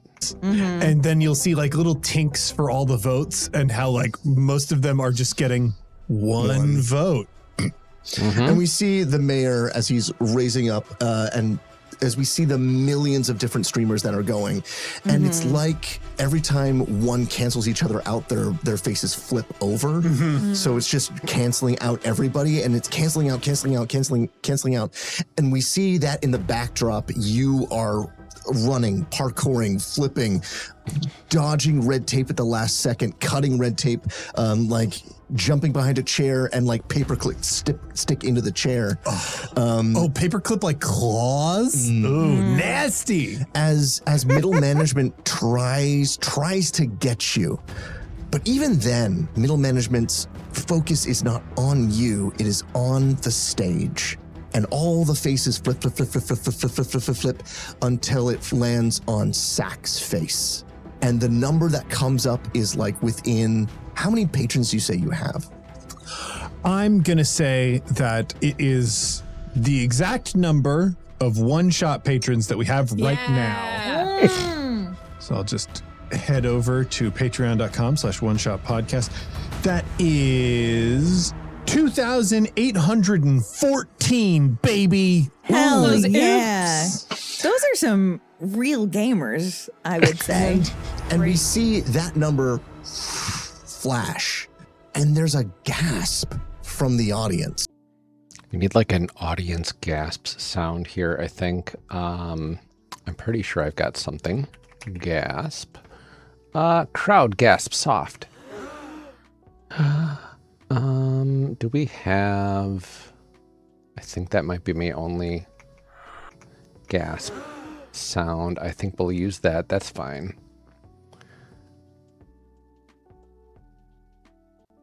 From the audience, the ones that are still here watching. And Zach is still crying in Yeah. like Petronilla's like Yeah, and Petey's just sort of like arms. gently. Petey's like got her arms crossed, but she's leaning against Zach a little bit, like supportively, because he's leaning into her, like over the arm of the chair. Can I also say, this is a little bit of a stretch because I know that I haven't necessarily proven I have the skills to do this, but I think narratively it's very fun. Can I like land in front of where they're sitting, unaware of what is on the screen behind me, and like just be like landing there being like, Zach, I'm so glad I found you. Something's weird. With my Zach, come up and get your award, says the mayor as they're like, come up, come up. Petey looks past Tag and goes, "Oh my God, Zach. And Petey reaches over and grabs his head and turns it. And like it is again, we talk about Zach as a Muppet. I think this is a rig where like tears are like shooting out of the Muppet as You're as it hitting turns. other audience members, yeah. Yeah, and looks up at the screen. His eyes just get real big. yeah.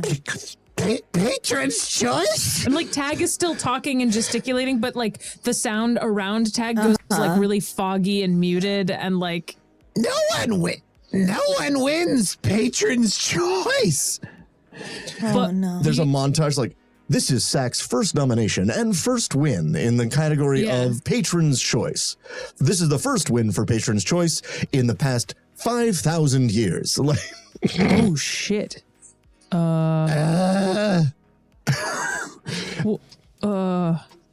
Zach, you won.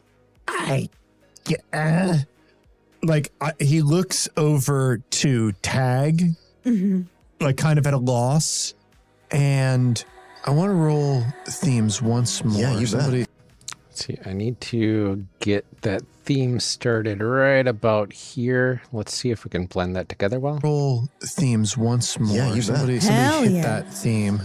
That works. 12. 12 is the embers.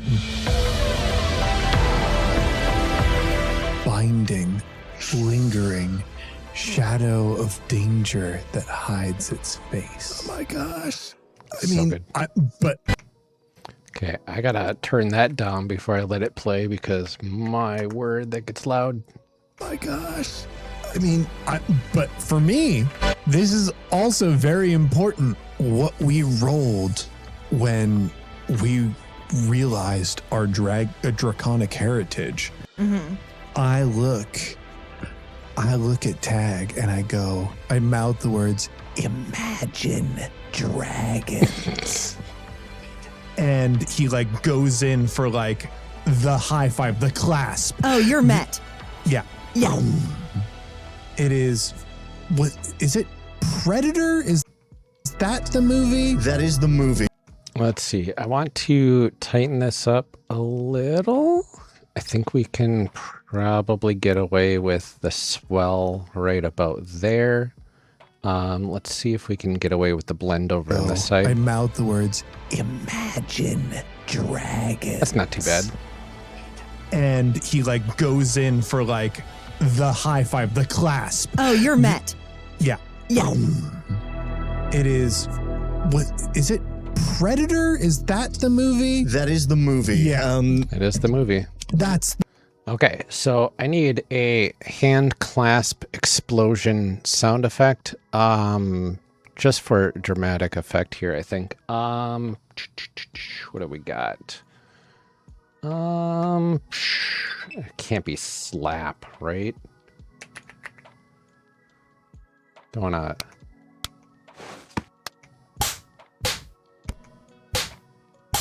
Maybe? I'm Happy Slap. Happy slap. That was weird. I mean, maybe. I want it to be more comedic, right? So could be could be kind of like a slap sound combined with a little bit of an explosion sound.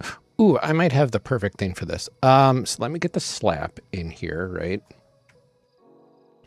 I'm gonna do that one. Get rid of the others. And then I've got a bass boost sound effect. Explosion boost, maybe? What's it called? I think it's under explosion. Epic, no. It's like the sweetener, bass explosion sweetener. Yeah, so this gives me that nice bass rumble on some of the explosion effects that I have. And I think it would be fun to add it in here. Yeah. Yeah. It is. Yeah, I like that. Is it Predator? Is that the movie? That is the movie. Okay, so we get them going on there. Zach like goes up to the stage and like approaches the beezy. What does a beezy look like? It's a fly. No. Yeah, like No. yeah, it is like a fly, but like from the Cronenberg Fly movie, where the it's like fly. part dude, Yeah. part fly. Yeah. It's all gold. But it's like it looks like an Oscar in Yeah. that way. It's like attached to the pedestal Yeah. and still twitching. It looks a little bit like someone sentient is trapped inside. Yeah, Yeah. that's the vibe for sure. A small fly slash man Yeah. trapped in gold. We see Yusak cross the rainbow bridge up to Mayor Razmaguz, and he shakes your hand and hands you the beezy, and you have it in your hands, this gold statue. And we see him like lower the mic to like have you like give your speech. Hello, Los Cerberus. All right, we're gonna have some cheering happening here. We need a lot. I mean, there's like thousands of people here, right? Sure, but I mean, we only have to do so much, right? We're gonna get this small crowd cheering on top of our wonderful cast cheering at the same time. Cerberus. What's happening? Folks, my whole life. Love the random what's happening from Mel. Because this award's not supposed to be given out. I wanted to be a streamer because I watched my hero. And I want to know what's like an old internet personality like. And it's another dragonling probably that he watched. Charlie. No. We gotta go. We gotta go older than the fucking 29-year-old. What about Numa? Numa's a good pull. That's got Numa. legs. Yeah. Yeah. That's got Yeah. legs. As a millennial, that has legs. Yeah. yeah? As I watched Numa do his Flash videos. as a little dragonling, and I knew that lifestyle was meant for me. I can't tell you what Beelzebub has meant to me all this time. Okay, so we got a little bit of a speech here from Sack, and I got to get some orchestral music in the background because we're going to be pulling in. Let's see, I need like genre, maybe orchestra. Is that even part of the genre? I could go with something from Cody Martin, I think it is. Because he does a lot of really good orchestral tracks. What award? Overcome the grand opening.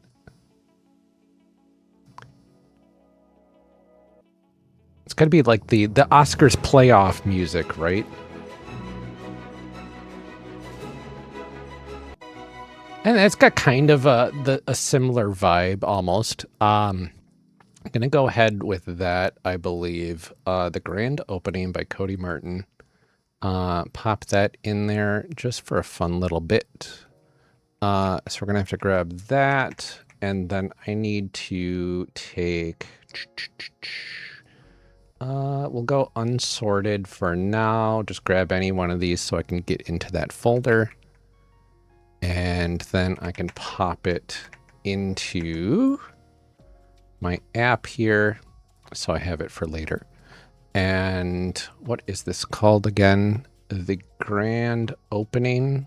So this will be like awards music. So now I've got a description attached to it. So if I look for award music later, I should be able to find it. No problem. Which is nice. In the meantime, let's get back to wherever my audition is. There we go. And pop in the awards music here. And then we'll do -20. And it's the big golden fly. It's the thing that everybody dreams I of think the orchestra starts to play when here. they're a little dragonling. Yeah, the orchestra is starting to play. And let me just look at my presence things here. Oh my god. I am going to spend 2 from presence to do the worst person you know just made a really good point. Good. Okay, I like that orchestral music. So now I need to add the echo effects to my echo track. So that way we've got that kind of going in here. Track effects. Now, inner echo maybe. I could start with that. But I need to amplify it a bit as well. So maybe I do my big bird effects from Skyjacks. See what that sounds like.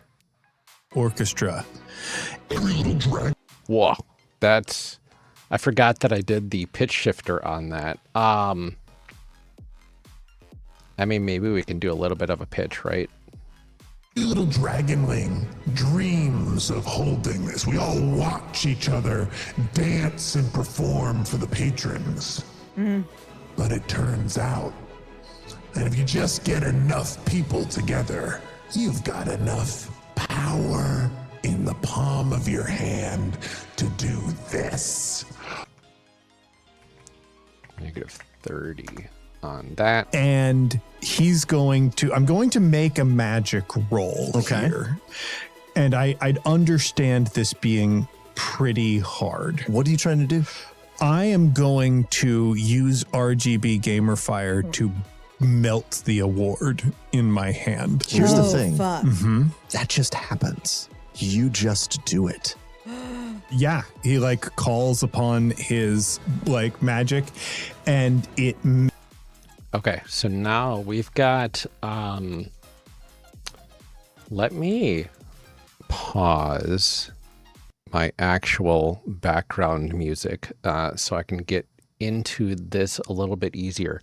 So we've got RGB Gamerfire melting the award. So we got to go to sax sound effects, I think. Sac. What have we got? Magic, perhaps? Firebeam. That sounds nice. I think we can go with that. We'll put the fire beam down here, and I think that will work out well. Do a -5 on that. See how that sounds. Like magic, and it melts the award as it filters through his fingers. Because you realize, Sack, it's not real. No. Okay, and honestly, this is kind of where we are swapping from the orchestral music to the danger music. Because we want to kind of like have that realization in the themes of the music as well. So what do we want? I think this is one of those where I said Lost Cerberus had a good one in here potentially. Firewall.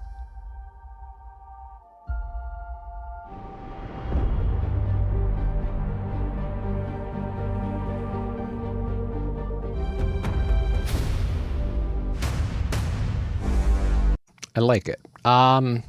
Let's see how this one sounds with the scene. We're going to kind of come in here. -15 is kind of my go-to, right? And we're going to kind of fade that one out a little bit sooner. It's not real. No.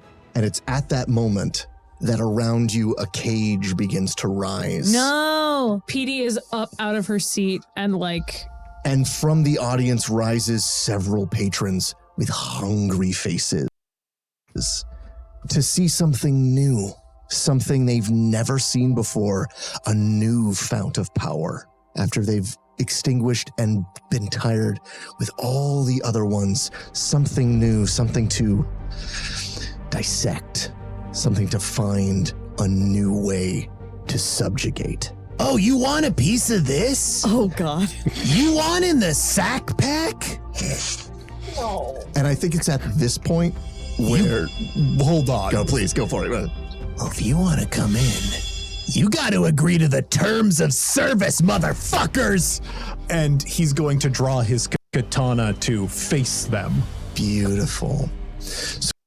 All right. So we got his magical katana. And he's going to draw his katana to face them. Oh, that was on the echo track. Did not mean to do that, but it did sound kind of cool. You know what? I'm going to make my echo track a little bit less. To draw his katana to face them. Beautiful. So here's what I want. Petey, Yeah. we're moving in. Yeah, so the thing I'm trying to immediately, I'm like, yes, PD's up out of her seat and she and Tag are there, right? But if I recall the description of the room originally, the audience is around the sphere and there's a sphere in the middle that's the stage, and the Rainbow Bridge carries the whatever, right? Is there 0G between here and there? I think if you can make the jump, probably, right? Yeah, you'll eventually hit the gravity pull of the sphere, which will give you 0G. Phenomenal. Okay. PD's gonna grab Tag without looking at them. Like, just, I think there's this big anime confrontation moment where PD and Tag are there and Sack's over there and he says this really cool line and pulls his katana. And then Tag says PD's name and PD just reaches out and football carries them. Yeah. And kicks up off of the chair, I was launches gonna- into the air. I can park, but okay. Like super. Tag does parkour. So Tag's got a special ability for parkour, which is lovely. So here we need just a simple sound effect of picking up effectively a Muppet. What can we do here? Let's see, pick up. Let's just see what we got here. A duffel? No, that has a little bit of a metal. If I could pick up maybe like a bag, right? Like the duffel was almost perfect. That's a sword.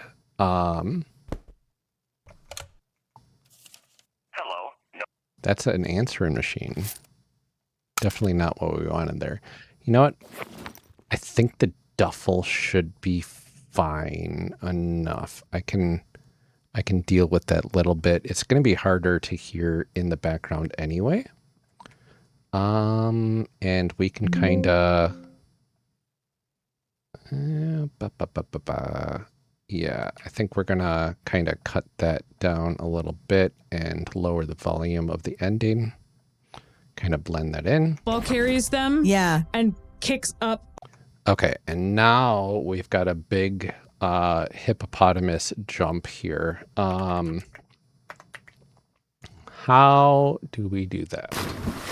That's jumping into water.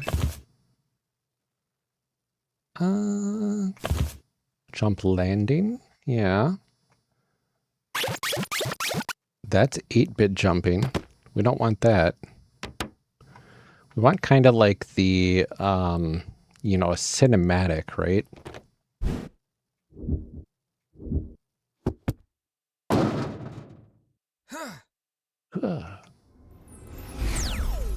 No, that's a spaceship jump.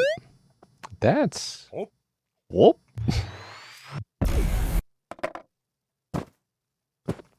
Okay. Somewhere in here is something that I could use.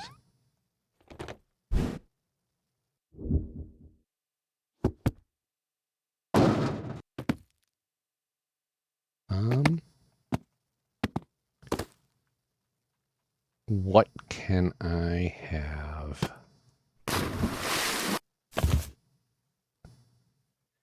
This sounds like you're jumping and kind of landing on the ground. We want kind of the opposite of that. I don't know if I have a good like push off sound effect here for like the bass that I need on that. Although honestly, I could probably get away with that sound, that explosion sweetener again. We will go.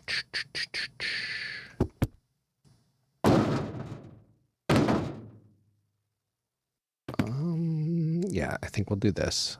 We'll put that in, kick off the sphere, and then sweetener. Get that in there a little bit as well to kind of kicks up off of the chair, I was launches gonna- into the air. I can park, but okay. I could have like Superman. I could have done it. But no, this is good. Because I have struggling. I have expertise in 0G. That's Oh, awesome. shit, no, that's that's right. fucking awesome. Oh, Petronel, we see you. Here we go. We see you. Your legs compact as it goes as you jump into the air, and you hit the line between gravity of the seats and gravity of the sphere, and it puts you into a 0G. What do you want to do? I'm trying to get. So Sack is on stage in There's a like cage. a cage. Yeah, there's this. There's And this. there are some.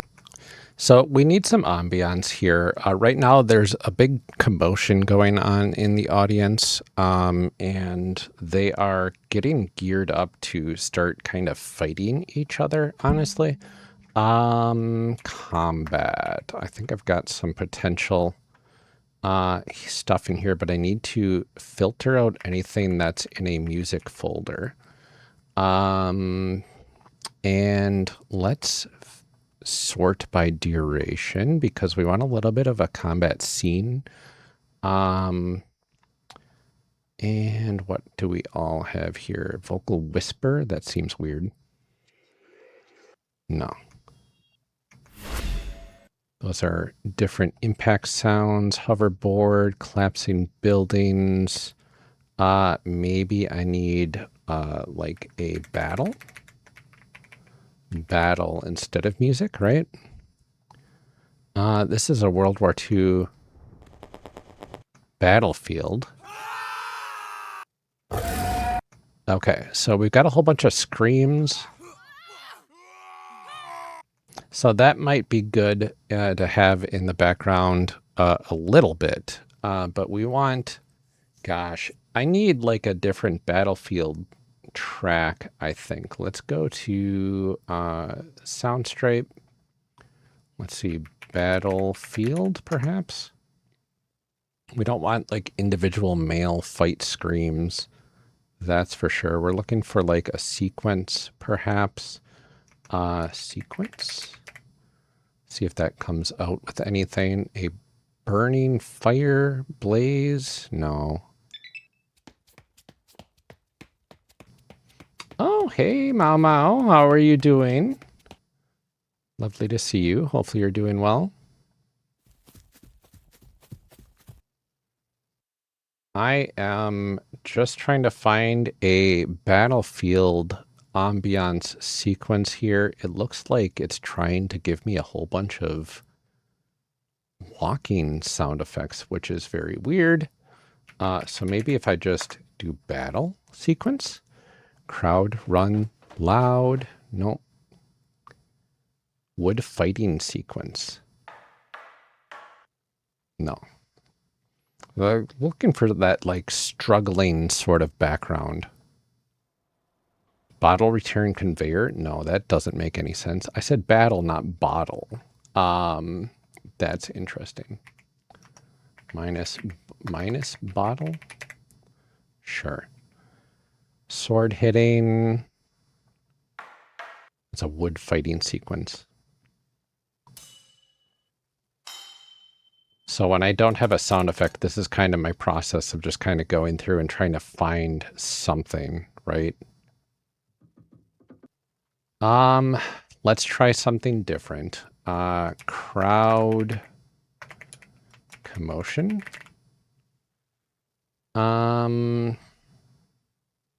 Clapping. I mean, sporting events have a lot of potential, right? Airport food court. I don't see that as a battlefield, but you know, to each their own. Calm evening in a European village park. No. We're looking for a commotion, right? Herd grunt. That is not people sounds. This is a walking disordered sequence. Yeah, we're not looking for walking or marching noises here, right? A lot of people running. I mean, this could be a little disconcerting to have in the background at the very least, right? A lot of people moving around and stuff like that, but like, I don't think that's the type of stuff we're looking for.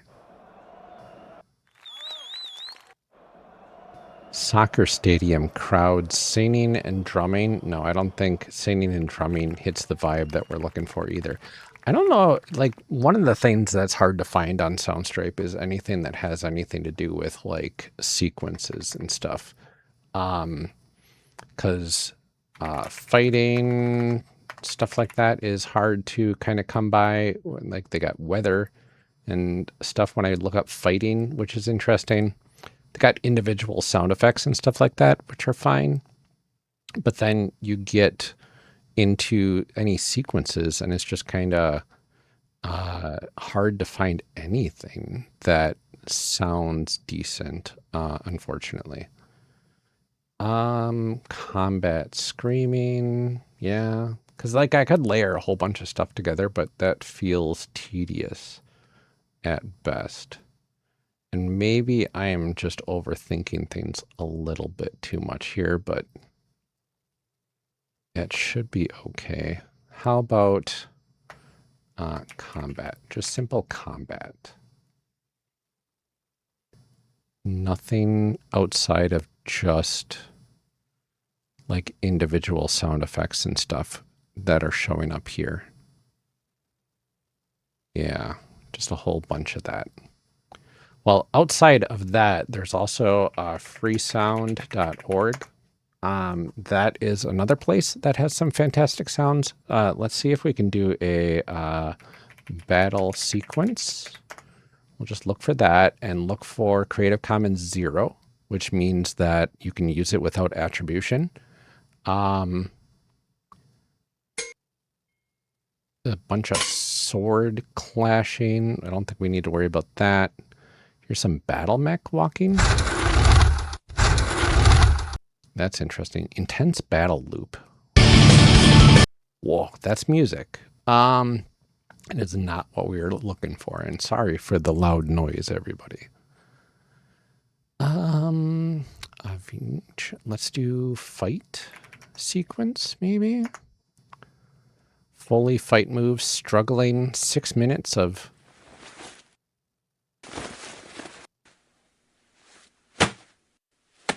That's not bad. This would be good to have on in the background. I think we'll grab that. Let me just log in quick to download the sound. So I can have that. Anything else in here? There's a judo sequence, fight reaction, kick sequence, bar brawl in the next room. This is almost perfect. Okay, we're grabbing that one for sure. Anything else kind of showing up in here? Nothing that I'm seeing offhand. We're going to grab this bar brawl. Fantastic. So we got 2 really good fight sound effects here. And then I need to grab my explorer here. Let's see, where is my battle combat ambiance? I think that's where I kind of want to put this here. Let's go show in explorer, and we're going to kind of put them in here. Let's see, if I were to actually cut them and then paste them, that would help. And then I can pull them into here. Battle minus music. There they are. Now I can come back here and kind of put them. That fully fight move struggling is long, which is nice. But I think I want that to be like a -20. That one's got to be pretty quiet in the background. And then the bar brawl, we can loop that one. And also, I think we want to quiet that one down too, because we don't want it to be kind of front and center. We'll also do 20 and see kind of what that comes out at. So let's see. Kick off the sphere, blah, blah, blah. Lots of fighting is kind of coming into play here. And I want it to be kind of quiet starting off and getting a little bit more ramped up as we go. So I think -20 is going to be kind of that, and -30 is going to be what it starts out at. Expertise in 0G. That's awesome. Shit, No, that gravity of the seats and gravity, like trying to get middle management is one of them. yeah, of course. Who is moving down towards it. There's other patrons moving towards the stage. You'll notice, Zach, that the cage that's coming up around you is like has different aesthetics to it. Like it's different demons, different devils magic. they're all fighting each other, trying to put you together. Okay, cool. I Yeah. love that. Yeah. So like it's a cage that is struggling against itself as it goes around you, as all these selfish demons and devils are trying to do the exact same thing. Yeah. PD hits the 0G and maneuvers so that she and Tag can land like on top of the cage, or Yeah, like on try the to, like- bars as they're trying to rise. yeah, trying to stop it from going any Yeah, further. 100%. Yeah. I'm Okay. with you on that. Yeah. Here is something I think there's a way of resolving all of this. We have the Ocus. I think with in a here. single roll. Jump scare. Look alive. Okay. Here's my idea. I'm going to throw this at you, James, because this is the game that you have built. Okay, so they're going to little bit of rules there, but we get an Ocus throwdown in here. Let's see.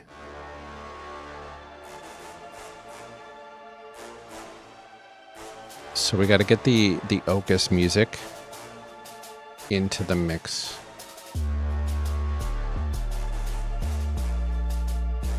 How far does that go out? Landing on the cage. Okay. All right. So, where are we sitting at? We're about 20 minutes in. This is almost a good spot for somewhere in here. Is we need a single roll to kind of see how you resolve this, because I don't think we want to go into a large combat here. No, yeah. I mean, that would. But I think we Let's see if we get out of the cage. Yeah. I think the roll is to escape. the roll is to escape. Okay. So I'm going to make this a magic roll. Okay. I think right here maybe would be the good mid-roll point. So I'm going to, gosh, what was it? 10.5 maybe seconds, I think is my mid-roll bumper. And let me pull that mid-roll. Do I not? Yeah, mid-roll. Steiners. There we go. That was way too long. It's actually only a few seconds or so. There we go. And we're going to add a little marker here for the mid-roll. There. So I'm going to make this a magic roll. That is Sack's best stat. And he is being helped by PD and Tag here. And I'm gonna put my Ocus down on this one. So Yeah, this is a big one. I'm gonna troll for subs here. I'm just gonna start streaming. Yeah. Yeah. Hell yeah. What up, gamers? It's your boy. I need the sick rat sound. So let's get that guy in here. Sick rat. Where are you? Hawk Squeak. Which one are we gonna use? Yeah, I think the angry one sounds good. We'll bring angry Hawk Squeak. So the Harris Hawk is the sound that I use for Sack's sick rat. Because it sounds like a sick rat. Why not? Gamers, it's your boy, Sack. I'm at the Beesies. Turns out that there's some big patrons who are trying to steal Sack from you. Let's show them it's dangerous to move around with a bad case of ligma because when you go after the Sack, you get D's nuts. Smash cut to a bunch of All right, so we're smash cutting here into Hell itself, which I do have a sound effect for. Where are you? I believe I have a Hell. There we go. We're going to pull that in here. Purgatory Chaos. I think that'll be good enough by itself. Pop that in here just for a little bit of this bit. -10 sounds fine. And let's add some like whoosh transition effects in here. I wonder if I have any currently. Whoosh. We've got heavy whoosh. Yeah, I think heavy whoosh sounds good. Pop that over the transition periods so that way we have a nice transition. Smash cut to a bunch of imps at their And I think, honestly, I want to cut the music for this as well, just for funsies. to a bunch of imps at their orbs going. I like when you guys do that because happening. I think I that's like fun. when you guys do that because I don't get to hear it because it gets sound cut. It just looks so silly. Great. So I'm trolling for subs. Do something bad in the name of your patrons. After the task is complete, gain 4 bits of magic until the end of the scene. I kind of think that means Sack is like, I don't know. So dragonlings have genitals, but like, Oh God. I'm they so only sorry. exist like they're not reproductive organs. So like there's something that has to be pixelated out that is like flashed at the screen. I don't want to speculate too much. I know they're like lizard people, so like Yeah. So, okay. So we got that. yeah. So that will temporarily increase my magic by 4 points. And wild. I'm gonna put my Ocus down on this. So like Okay. So this was, let me get some Ocus. We want to grab some Ocus. OKUS. What do we have in here? Do I only have winds, synths, strings, sound effects? Where's all of my actual stems for this? So it's jump scare, look alive. There's some stems missing, which is maybe that's on purpose. Okay, maybe it's because I don't have them labeled. So we're looking at look alive. Alive. There we go. There's everything else. Okay, so we got so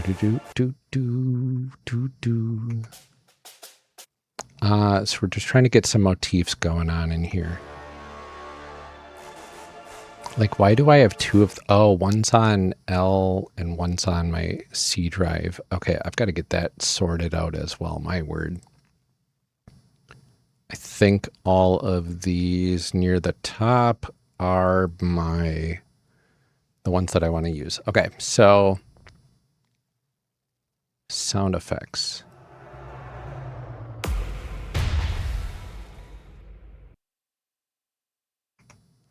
I think, because if we strip this down a little bit, right, it'll add to the scene. I just need to find the folder that has them in there. Let me pop over to that. And we've got effects here. And I think, what can we do as well on that? Strains. What do we got for strains?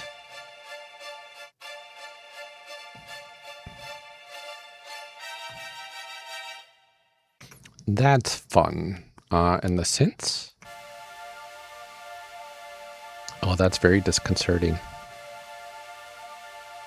But if we pull something at the end here, like one of those strings, maybe the synth, to kind of get back into the music itself, I think that would work out really well.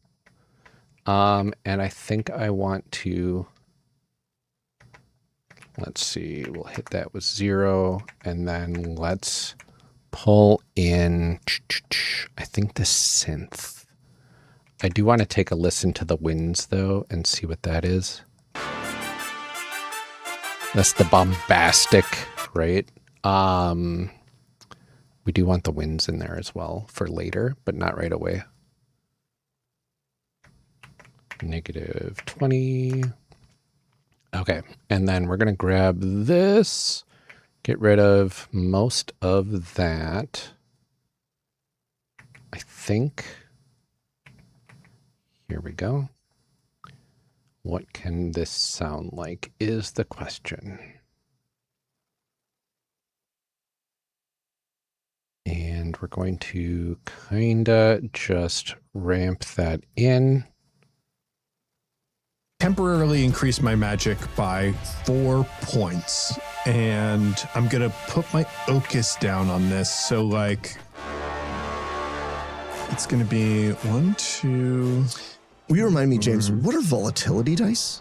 Volatility dice. I think that worked out nicely. Nice little extension and blend into the next situation is iteration of the song. Different ways. Like, it could be that the situation is unstable in your favor or against your favor, but it will introduce things that are like kind of unexpected. Okay. I am going to be rolling. I guess it depends if there's a combat after this, which we don't know at this point. There's no way to know. Then I am going to be cautious with this in case we are going into a combat. And I'm going to spend 4 onto this roll to add what would be 2d6, but it'll get automatically upgraded. So I'm going to roll 2d12 and 2d8. This is a huge roll. As I put everything into this. And I am also adding to it my relationship with PD and my relationship with Tag. Okay. Okay. I have... Holy shit. I have my results, Drew. Okay. Are you ready to compare them to your results? I am ready to compare them. I would like you to start with your results to see how bad the situation is. All right. There are 2 failures and 2 complications. Okay. I want to start out by saying that those 2 complications are going to remain because of my results. I did not get any opportunities. Okay. I did get an intensify. Okay. And a transform. Oh my gosh. For relationship dice. So I'm going to start with resolving those. I am going to, on my relationship with PD, I am going to mark a transform. Okay, so we've got, this is kind of like such a huge moment for Sack because throwing your Ocus down in this game means permanent character death is on the line. So if this would have broken bad, it could have broken really bad for Sack. But what it does is it upgrades every single one of your dice to the next level. So like a D8 becomes a D12, D6 becomes D8. So it gives you a much greater chance for success. It's just really interesting that James decided to throw the Ocus down here. I am going to mark a transform because I think this is all fundamentally changing the nature of our relationship. 100%. And I'm going to intensify my relationship with Tag, I believe. Yeah. Because like our bond is going to grow strong from this. I think I'll get rid of this here, and I think I want these sound effects to be a little bit more muted as well in this scene. Honestly, probably even from this spot way back here. So that way we get more of the focus going on with the action. Of what happens here. But I would love for, let's do it this way. Petey. Yeah. You and Tag are here.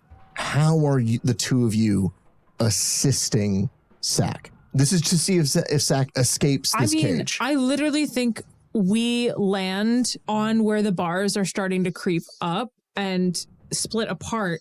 And we're both like, we're literally. Okay, so we are kind of in this like trepidatious period trying to save Sack. We've got landing on the cage, sizzling hands. I don't know if I need some background music here, but it feels like it might be apt to have some. And I want it to be kind of not really the forefront of anything. So we got the Starwhal. This is sound effects. That's not going to help me with background music. That's for sure. Background music radio? No, definitely not. Los Cerberus, I think. Can we hook into that at all?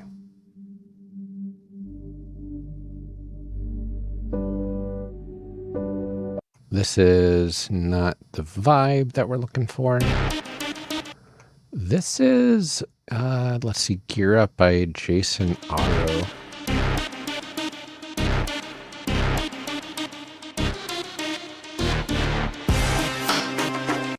That might be when Sack starts pulling out his fun stuff. I think there is a good spot maybe around here. Yeah, I think we'll probably actually start pulling that in right here. This is Gear Up by Jason Aro. I want to see if there's any good stems on that. I don't think I have that one as stems though, but that's okay. I'll go ahead and just pop this guy in here. And we're going to need to get him a little quiet. He's a pretty loud sound here. And I think like a flicker of like RGB gamer fire basically comes up as hair on Sack as he grabs his katana, his Nodachi sized for him katana, and does the and the cage like cuts apart and okay, so here we need that sound effect, but I'm missing out on the landing on the cage and sizzling hands. So let's do those sound effects real quick. And if I can come back to the music there to have something a little bit in the background. Curtis, do I have that one? I do not have that one as stems because I'm thinking mostly like a stems in the background sort of thing would be fine to have, but I'll have to find that later, I think. So we're trying to, let's see, cage maybe, rumbling cage. Oh, that's an interesting rumble sound, but I don't need that. metal crash, maybe? It's a good horror claim. Maybe I can just grab that. This is... Yeah, I think the metal horror claim is probably going to be what we're going to go with here. Because I think that one would work out well. We'll just go with this last one here. We land on where the bars are starting to creep up. And then sizzling. We need like a sizzling effect going in here. I know I have plenty of sizzling effects. Because the cage, this is water. Sizzle, maybe just sizzle. The cage is made out of like this hell material that's trying to basically burn away. That's interesting.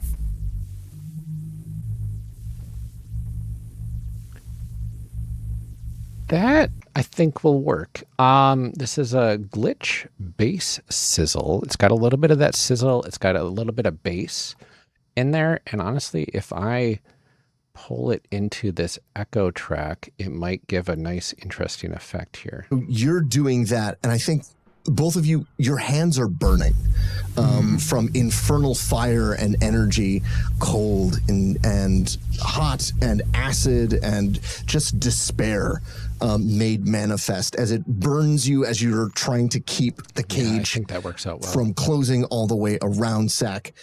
I think, Sack, the 4 successes here are for the 3 of you to escape this place completely. And to get away in such a way that the demons and devils will not follow. Or at least they cannot. I have an idea what happens there because there is an ancient dragon in this room. Yeah. Mm-hmm. And that ancient dragon, while here for a good time, didn't expect to have this good of a time. Yeah. Well, Drew, so part of what happens. Okay, so we've got about 2 minutes and change that we can throw into kind of something in here. What do we got? I want to have fading light. We got keys, strings, like maybe a strings, right? But I want like a good strings line that can just kind of stretch out. We just did the local live stuff. I don't think that's kind of what we're looking for, right?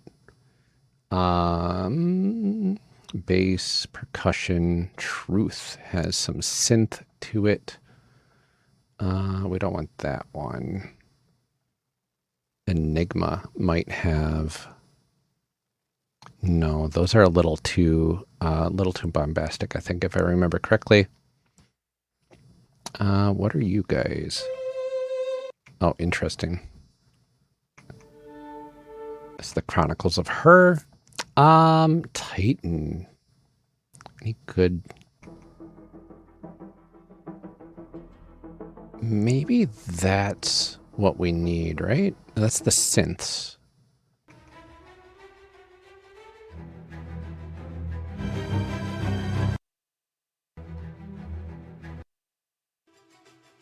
It's the back and forth, but like the synths was a nice little...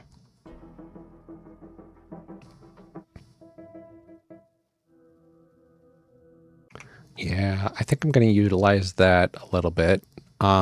Gives us some nice little background sound in here.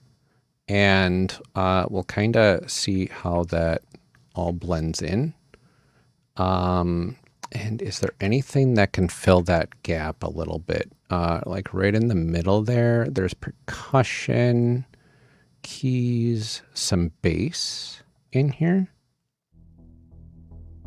I think the bass line would be very nice to add in as well. It's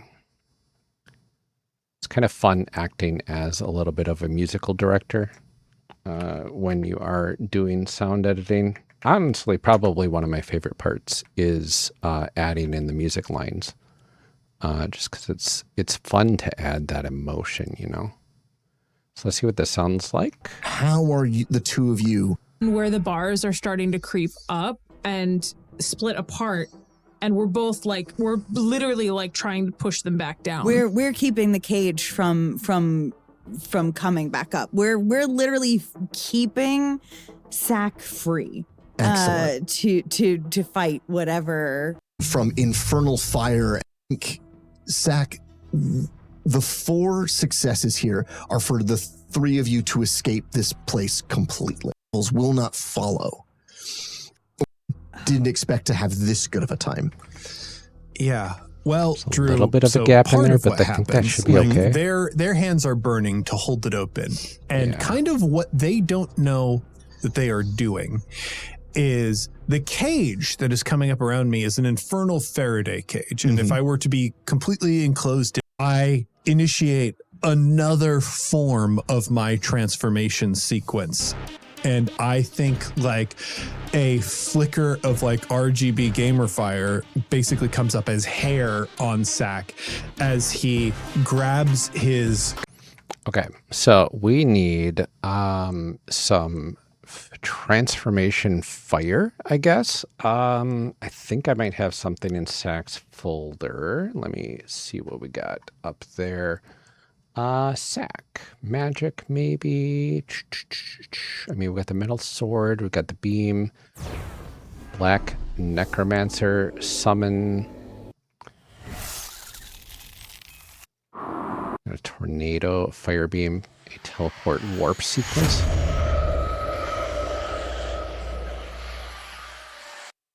A lot of good options here, honestly. Imps, I don't think we need that. Anything at the Sack base level potentially could work as well.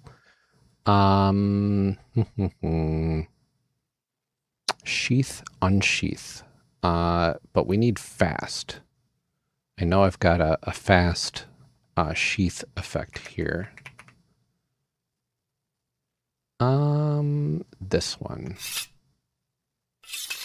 That's so slow compared to what I need, though. Okay. Removing sword sheath fast. Hey, Sakuna, how's it going? Good to see you again. We're looking for some sound effects here. Early to be live. This is my Sunday work stream, actually. This is my stream that I am using to catch up on some freelance sound design work. So right now we're doing freelance work for an actual play podcast called Starwhal, and trying to get some sounds in there. It's really fun. That's fast sheath. No, I think I can make use of this fast one here. So we'll get into that there. And we are going to actually probably squish those in a little bit. We'll get the time dilated a little, and it's like 66%. Why not? And then we'll grab those out. Sheath, unsheath, really fast, anime style. And we're going to stretch those with a Verispeed, so it ups the pitch automatically. And does the. And Yeah. It's a little slow. Let me really tighten that up. And Yeah. There we go. So now we've got that anime sword effect going on here, and now we've got to have a sound effect for tearing the cage apart. So this is going to be like a metal crash, maybe? That might be a little too... Yeah, because...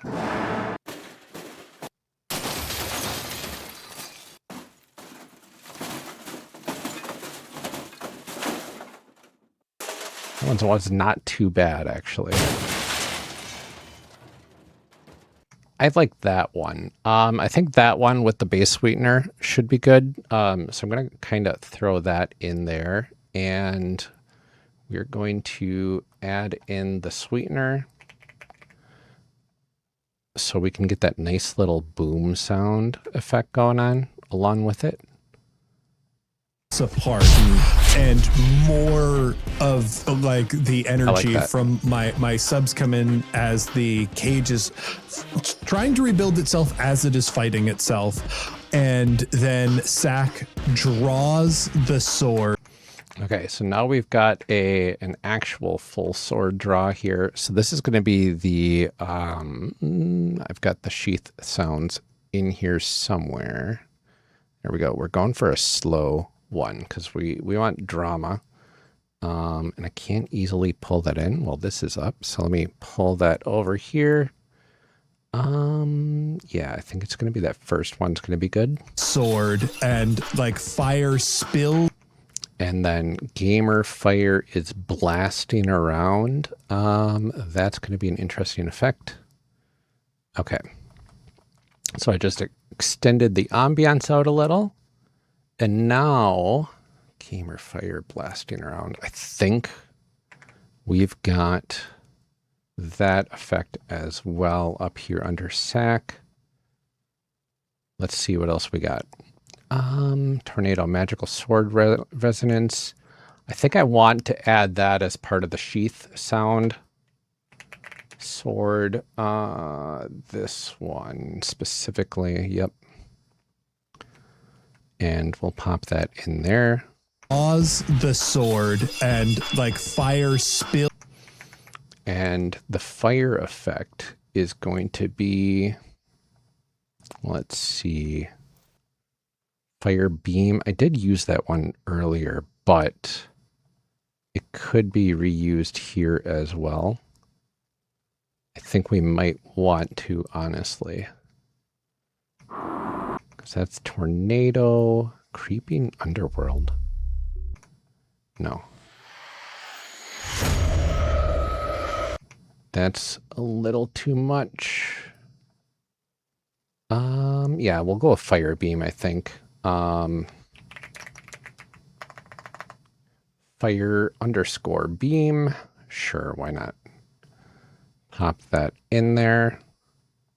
Spills around him, grows around the cage, and engulfs both Tag and Petronilla, and their wonderful outfits get gamerified. So they become, like, at least Petronilla's is objectively worse than it started out. Amazing. But it is like a gamer version of that. You do feel like Infernal Power. I've powered up all of them. And we've established that this dragon, who I named, and I know no one wrote down that name. I heard it. It started with an S and ended with an X. Well, yeah, it ended with an axe of some kind. It was like Sargonanax. Yeah. Sargonarax?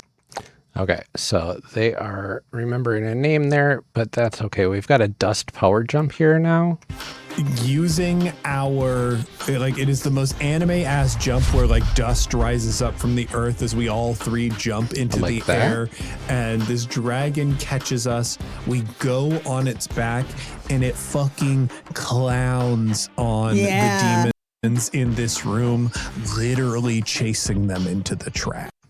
Okay, so now we've got kind of like a tidal wave of people in effect right here, where all of these like thousands of demons are getting kind of pushed away by this ancient dragon in this spherical room, which is wild.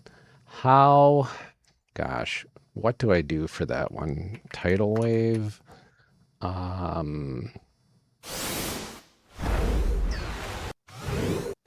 These are spells. That feels weird. Wave? I don't know. I'm trying to think of a good way to effectively grab that, like a custom water wave large.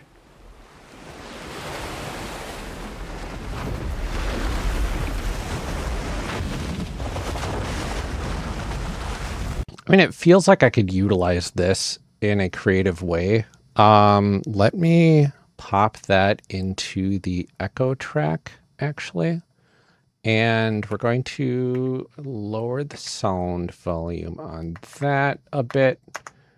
And what do we got? As it chases them, like crashing them all together into a big pile into the trash, we see the dragon breathe. The trash is actually a streamer channel that is just Yeah, the trash. The trash. Yeah. Hey, you're on the trash. Oh my god! Yeah. We see this pearlescent dragon breathe like a white Blue fire breath. Okay, so now we've got a dragon breath here. We're almost done. Dragon growl. Interesting. Dragon death. Dragon roar.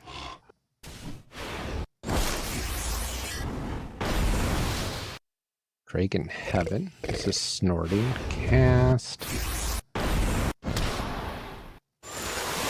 Dragon breath.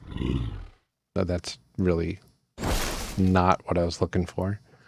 Oh, I have it sorted by duration, so that's probably why. Okay.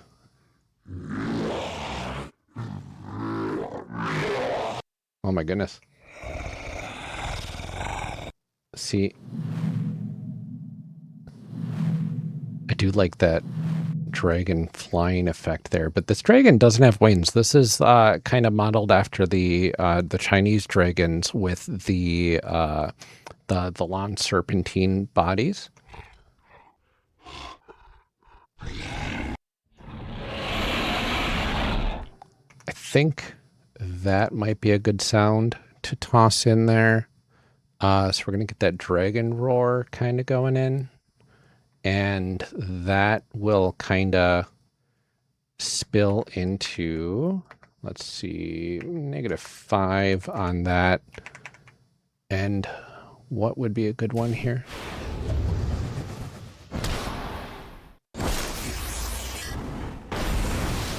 The Dragon Heaven Full 2 is kind of what we're looking at here to toss in as the Dragon Breath. That should be fine. Blue fire into the top of the sphere that busts it open. I like that. And you all fly out. Okay, and now we are outside into the cityscape of Lost Cerberus. So we've got kind of there's kind of like a wind sound that's going to be happening because we're flying through the air, right? We want to get rid of the music tracks because there's going to be a lot of those. The bunker weather, I think that might be good as we're flying. With the bunker, windy weather bunker 4 as kind of our stuff here. We're blasting through into the open air. Maybe -10. We'll see how loud that is. And you all fly out. I have one more roll for us all to make. Tag, I need you to roll to break your pact with your patron. Shit. Because if you don't, they will recall you. How do I do that? How do we do that? Here's what I want. Okay. Whoa. I would love for you to Still make a roll loud. in whatever way, shape, or form you can possibly do, adding relationships in any way, shape, or form. Whatever you feel you can do to sever -15. the soul bond you have with your patron. Okay. Okay, so they're going over how to build that dice pool. And this is going to be a full theme swell of sorts. Let's get our theme music here. We're going to start the swell where it needs to start. And let's tighten that up a little bit. Get that there. And now we need the start in there as well, but I'm not sure exactly where we are starting, so we'll hold off a little bit on that. Get a 15. Sick, gang. I am crossing my fingers. A D12. A D12. Okay, so we're down to themes. this is where the theme starts, and now I need the transitional theme effect. So let me pull that in. Where are you? Explorer. Music, music, music. Where are you? I have you in here somewhere. Is it under unsorted, perhaps? And I should probably get rid of the filtering out all the music stuff there. Here is the intro repeated bridge that I need to pull in. So we go in here. We get that down to -15, I think. And we're just going to repeat this a couple times into the final bit there. Let's see how that sounds. For you to roll me a D12. A D12. Just a random oh my D12, god. okay. Just a random D12. Oh my Yep. gosh. Oh my gosh. I'm gonna be sick, gang. I am crossing my fingers. Hey, chat. I am chat. gonna be sick to my stomach. I am nervous. Four. For The Delta. Delta. Safety, nourishment, abundance, and life. Wow. Oh, Tag. uh-huh. You were on the back of this dragon. A minute ago, you were sitting next to your patron, and then within less than 5 minutes, you are now on the back of a dragon, busting through the ceiling, going into the sky above the city of Glorianos. There is no like sunset in this place. It's mostly just in constant darkness with like a Twilight-esque. So we see this pearlescent dragon laughing maniacally too. That feeling, Tag, of freedom that came over you with the loss Get that of these louder. awards That was nice. suddenly no longer is something that will happen eventually, maybe someday. It is happening now. And as you put your arms out to feel the wind, with Sack in front of you and Petey holding on for dear life, you feel that freedom, and suddenly the wrapping of chains around your soul and heart as your patron recalls you. And there's this moment where you go, no, because you, Tag, are a dragon. And I think what we can see what is, I guess is a thing for dragonlings, what does your fire look like, Tag? I think that it starts in the soul, and I think it burns away the chains, the metaphoric / literal chains that are there. It is acid rain, kind of that just beautiful blue color, but it is acid as it comes out. Beautiful. Your breath, a blue acid that melts the chains, metaphorical and physical, that are binding you to this patron. And you hear a distant scream. All right, I need a distant scream. There is a specific scream that I have in here that I want. No. Oh my gosh. The brow scream? No, thank you. Lots of human screams I have in here. No, not an 8-bit scream. I almost want to say it was one of the dragon sound effects, and I just heard it recently. That's what I wanted. The dragon death sound. Grab that, put it on the echo track. We'll see how that turns out. -10. We want it to be a little bit more distant than that, perhaps.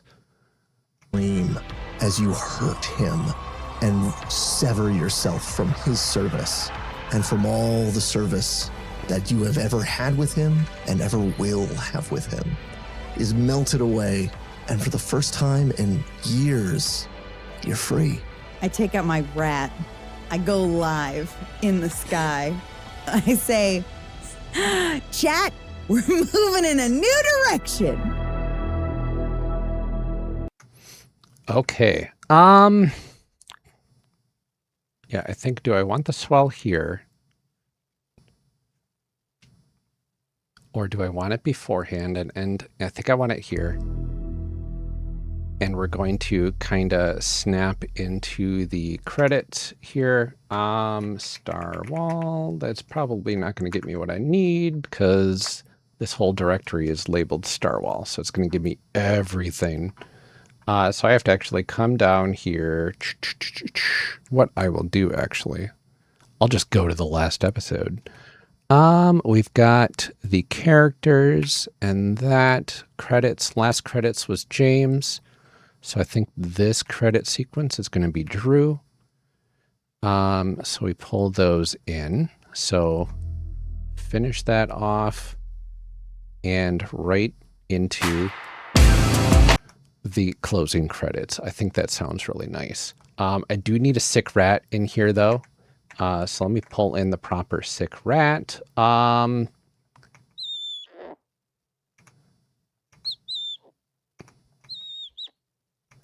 I think just the squeaking, because really happy. It's a happy sick rat. As we go and get into the streaming here, that can go there. My rat. I go live. Cute. And let's get this internal soul burning sound. I've got kind of like I think I have a sound for something in there. That's a weird, no. Let's see, burning perhaps. Ice and fire, what's that? Oh, that's an actual music track, okay. This is actual ambiance things there. We're looking for something.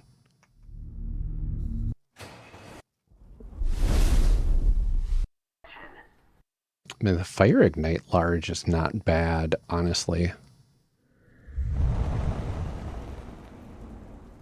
We'll go with the fire breath though, because it's got kind of that like ethereal breathing sound, which, you know, part of the soul and all that. I don't need it under ambiance. I want it down on FX1. I should probably pull the rat into FX1 as well.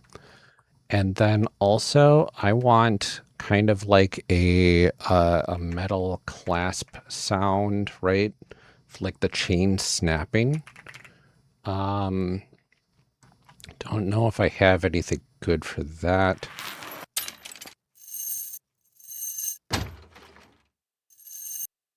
Be.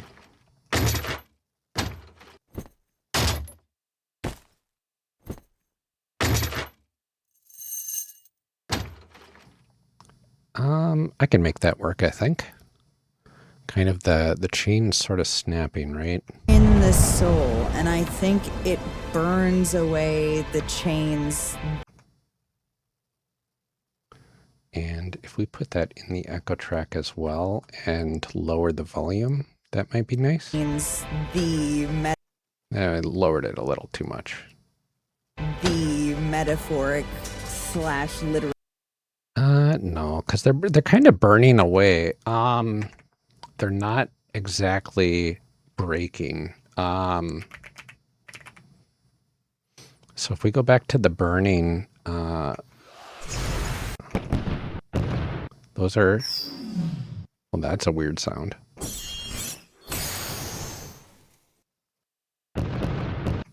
Okay, we don't want explosion sounds. That could be fun. Let me throw that fire extinguisher sound into the echo track. Right around there. Do -10. Means the metaphoric / literal chains that are there. Yeah, that sounds fine. Is acid rain. Okay, so that is everything. And I think I want to lower the volume of this just a tad because it's drowning out Dylan just slightly. Slash literal chains that are there. It is That sounds good. acid rain.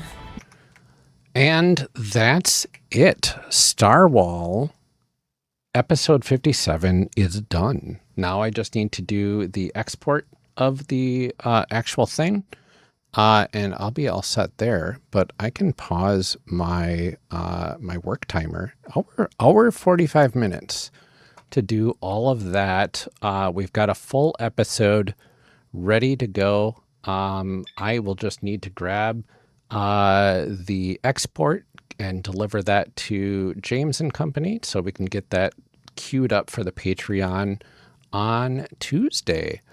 But I love this episode. It turned out really nicely. Hopefully folks that were able to be around here enjoyed. But now I get to kind of pack this up and have this off of my brain for the rest of the night, which I'm very happy about. I got some Pandas Talking Games done, which also very happy about. And that just means later this week, I have Roll for Recall. And the following bits of Starwhal are like 3 world building recordings back to back to back. So there's going to be a lot of world building and character building going into the next arc. And the next arc, I think, is 3 recording sessions with special guests. 2 guests, actually, are showing up in the next arc, which are, it's going to be very exciting to see what comes out of that. So stay tuned for that as well. But for now, I get to head on out. I think we're going to be possibly going to see a movie tonight. Not sure entirely. We'll play it by ear with the family on that. But my voice needs a rest. My ears need a rest. And I'm going to go ahead and pop in our music track again so we can leave the stream in style. So thanks for joining, everybody. I've been your host, Lord Neptune. You can find me pretty much everywhere online at Lord Neptune or Lord Neptune RB. Also, you can join my Discord if you want to chat with me offline, discord.lordneptune.com. Would love to have you there. And I am also kind of showing up in other people's streams and watching some cool stuff from time to time. And I'll be in other people's Discords as well. So Discord's an easy way to get a hold of me outside of here. Otherwise, I'm on Blue Sky and now Threads, which is been out there for a while. I just never used it. So I guess we'll see how that goes. But yeah, this was fun. Tomorrow is Monday night, 9:30 Central US time. I will be doing Minecraft on my hardcore world. So we'll be doing more exploration. I think I need to get some sand and possibly find a new village because the last sole survivor of this other village that I found is nowhere to be found. I think he got eaten by some berry bushes, honestly. So we'll be doing that on Monday. Wednesday as well will be more Minecraft hardcore. And then Thursday will be my Hightail stream, where we have more fun to do with building the arcane library in my basement. I think I need some more supplies, so I might be going out to get some.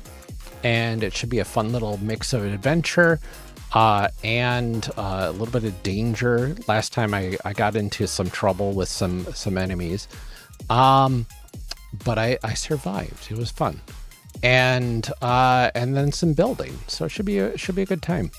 And then next week, Sunday, more Pandas, which is fantastic, unless Senda is sick to the point of not being able to record. Hopefully she recovers soon.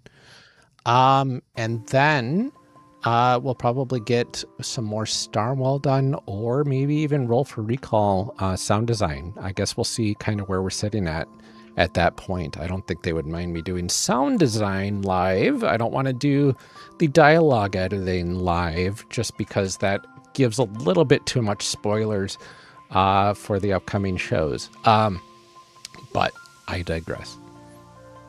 All right, I think that's everything. So Thanks all for joining me. Have an excellent rest of your weekend. Have an excellent week if I don't see you again. Stay safe, drink plenty of water, and you know what? We'll see you next time, hopefully. Bye, everybody.